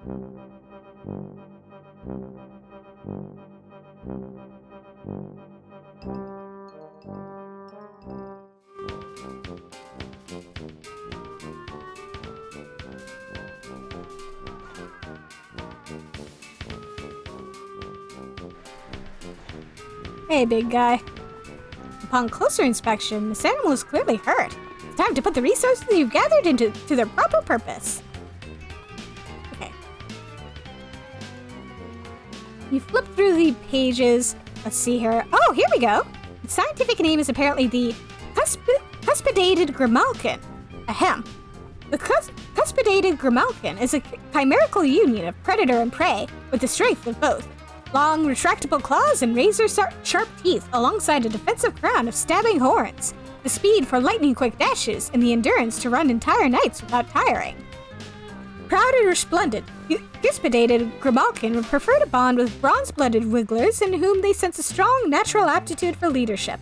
Such aspirations in low bloods are grounds for culling, of course, and the primary cause of death of her cuspidated grimalkin is in defense of their treasonous wards. Anecdotal accounts suggest that those cuspidated grimalkin who manage to survive the death of their wards will typically seek out a similarly orphaned troll and attempt to bond with them, although the selection process is, naturally, rather mysterious due to its staggering illegality. Several anatomical diagrams are included. From these, you think you'll be able to treat the deer cat, which is what you're going to continue calling it for now. Cuspidated grimalkin is a bit of a mouthful. Okay, let's treat this big guy.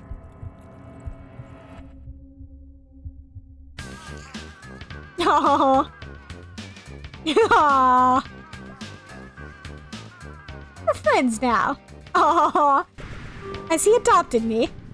Aw, wow, what a cutie. But what's his name? You could ask Zephyros, you guess, but you feel like there's something between the two of you now. Something that merits a new one. Yeah, Cornabuster. The second most important decision we're gonna be making tonight. Naming the deer cat. Any suggestions for this one?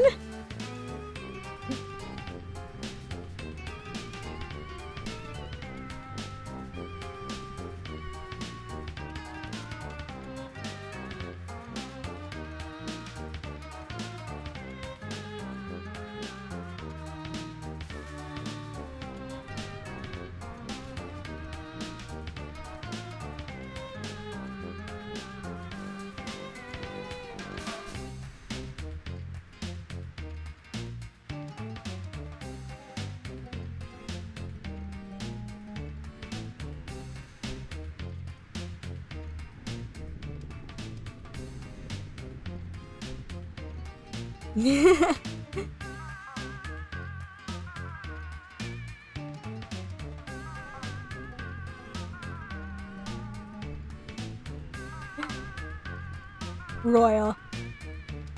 I mean, that does seem pretty fitting for a guy like this. Royal.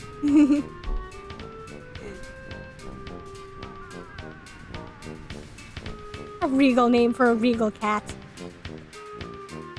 Royal seems to be doing better, and so are you. You helped out an animal. An avian animal. This is a pretty big win for you, so you're riding high despite the bizarre and frightening circumstances. And speaking of riding...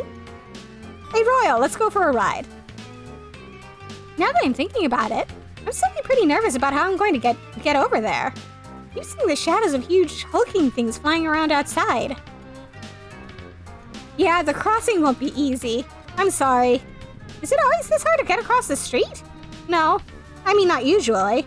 Things got pretty intense. How do you mean? somebody we were supposed to be meeting up with didn't show. Or maybe they did and it went bad. I really don't know. Danik didn't tell me what was happening. And I screwed everything up. I know it. You should stay there. I don't want you to risk getting hurt because of me. You're gonna risk it for me. I'm gonna return the favor. Yeah, that's true, I guess. No guessing necessary. I didn't realize then how brave you were being. Thank you. It means... it means a lot. But no buts. Except yours. Which I'm saving. Are you sure? Extremely. Oh. We'll be there in a flash. Excellent. Wait, we?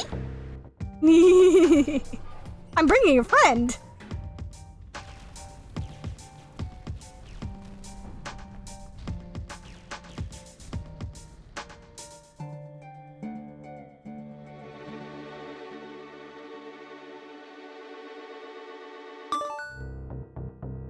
Snuggles is doing his best. Hey, we're here. Oh, geez, is that you under the rubble? I mean, I assume it is. I hope so. Not that I want you to be getting crushed under rubble. I hope it didn't happen enough that I'd mistake you for someone else being crushed under rubble. No, it's me. I was lucky. Lucky? Left for dead, covered up, but not hurt badly enough to actually die. The ones who got culled on sight, or snatched up to be culled later, probably in some sick high-blood spectacle. They weren't as lucky as me. This is what you're rebelling against? These drone things? No. I mean, not really. The heiress is in charge and the drones obey her. It's her birthright. So why is she doing this? I have no idea. Low bloods get culled for anything and everything or no reason at all. She doesn't have to have one. Or maybe our subgrub being on fire makes a really sick selfie background. Are you serious? She sounds terrible. Yeah, no kidding. It's like the Tetrarch says. The slow, the soft, the unlucky, the troublemakers. Anyone who doesn't jump when the heiress snaps her webby little fingers, they get rounded up, enslaved, or slaughtered. Especially rust bloods. Like me. This is terrible. Your neighborhood is on fire. You're buried in rubble. Like you said, this is why we were rebelling. This is so awful. Why hasn't someone already put a stop to this? My subgrub is full of low bloods. We don't matter. So nobody who does matter cares. All this is taking out the garbage. It's always been this way. Nobody does anything about it. Especially not gutter bloods. Like me. We're mostly good at lying down to die. But you're rebelling, right? So you are doing something. Oh, that's not me. That's the Tetrarch. Tetrarch Danik is different. He's amazing. I wish you could meet him. He always does things. Like he's in a movie where he's the star. You know? He put the whole thing together. The rebel network, the plan, all of it. Without him, we don't have a chance. He was the one everyone talked to, and now he's gone. He's gone, and I'm alone. And I'm slow and soft and stupid. I'm just a nothing little gutter blood nobody. I love how all of these are just no. I'm going to go for the most emphatic no, I think. No! What? This Danik guy, he sounds like he stinks. What? Okay, I'm sorry, but you talk about him constantly and not a single word you've said doesn't make him sound like an awful bully. No, it's not like that at all. He's just looking out for me. Ugh, open your eyes. Why do you think you're really saying these terrible things? It's not like I don't know where you're coming from.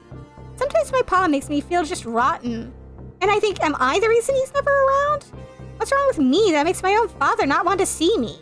But that's a load of garbage. The only person responsible for the terrible things he does is him. You don't understand. Me and the Tetrarch have been together since we were grubs. We are fated to be morals. You wouldn't get it because you're an alien. I need him. No, you don't. I may not know anything about the social customs of this crazy alien planet, but I know that a real friend would never stand by and let you think and say those things about yourself. I don't think you're nothing. In fact, I know you're not nothing. You've got plenty of your own bravery. Just because fighting back was his idea doesn't mean it didn't take courage to see it through. And you were going to risk everything to save me, an alien you never even met. That's the bravest thing I've ever heard get tried. You really think so? Yeah, I believe in you, Zephyros. Wow, you remembered my name this time. Yes. That's because you made such a big impression on me and we're such good friends, and I'd be really sad if you gave up and died here under these rocks. Oh man, that actually means a lot to me. I never even dreamed that something like this could happen for someone like me. Zephyros, I am going to do my absolute best to raise your standard of friendship to the point where having your name remembered is not the nicest thing anyone has ever done for you. I'm not alone after all. I've got Joey Alien here to save me. And tell me what to do. No, we're in this together. Oh yeah, right. Thanks, Joey. Now let's get you out of there and then figure out what's next.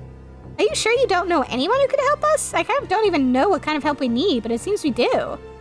Well, I do know someone, but they don't actually exactly live nearby. It'll be a journey. Are you sure they'll help us? Oh yeah, she hates the heiress. And she's our biggest fan. That's good enough for me. Now hold still, I'm gonna get you out of there. Aw, Snuggles is doing his best.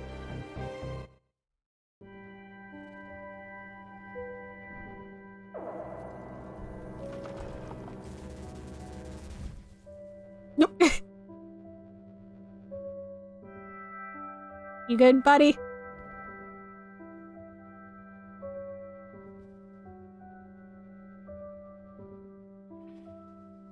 Aww.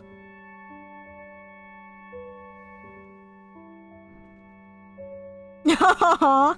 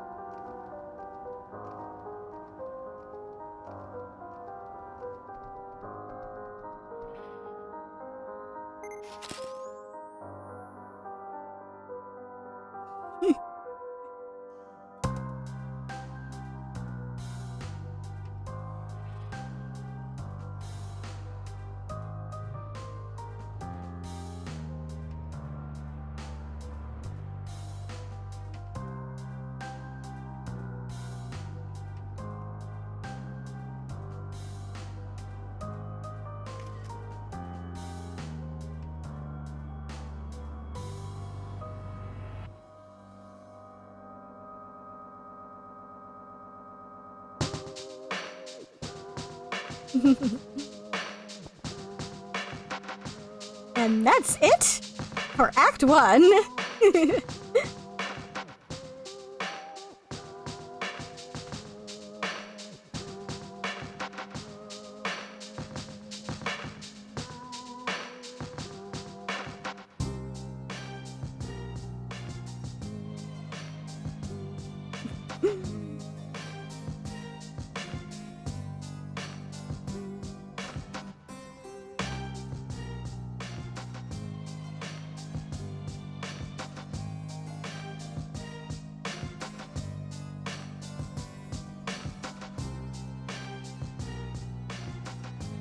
Aww.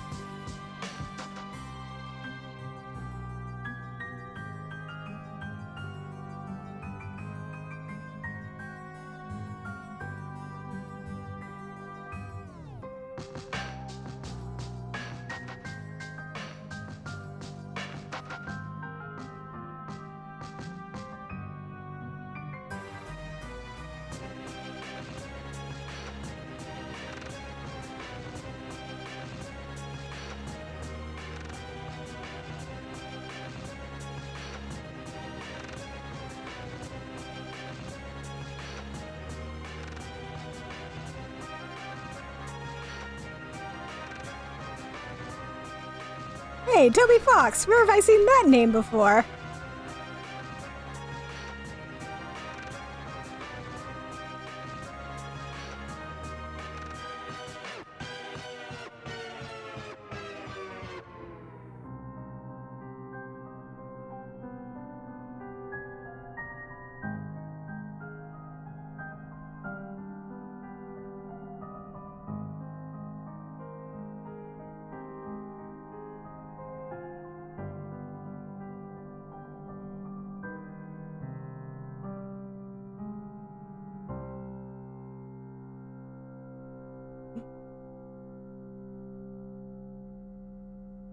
Yeah, that's gotta be it.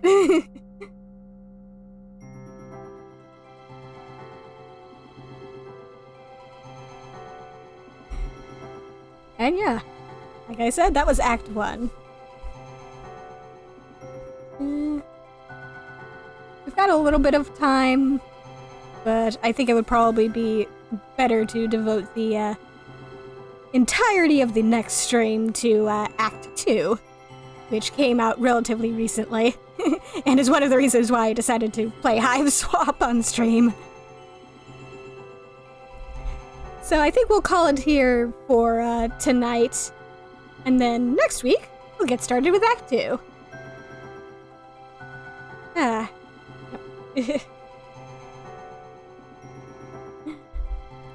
Thanks for coming, and have a good night.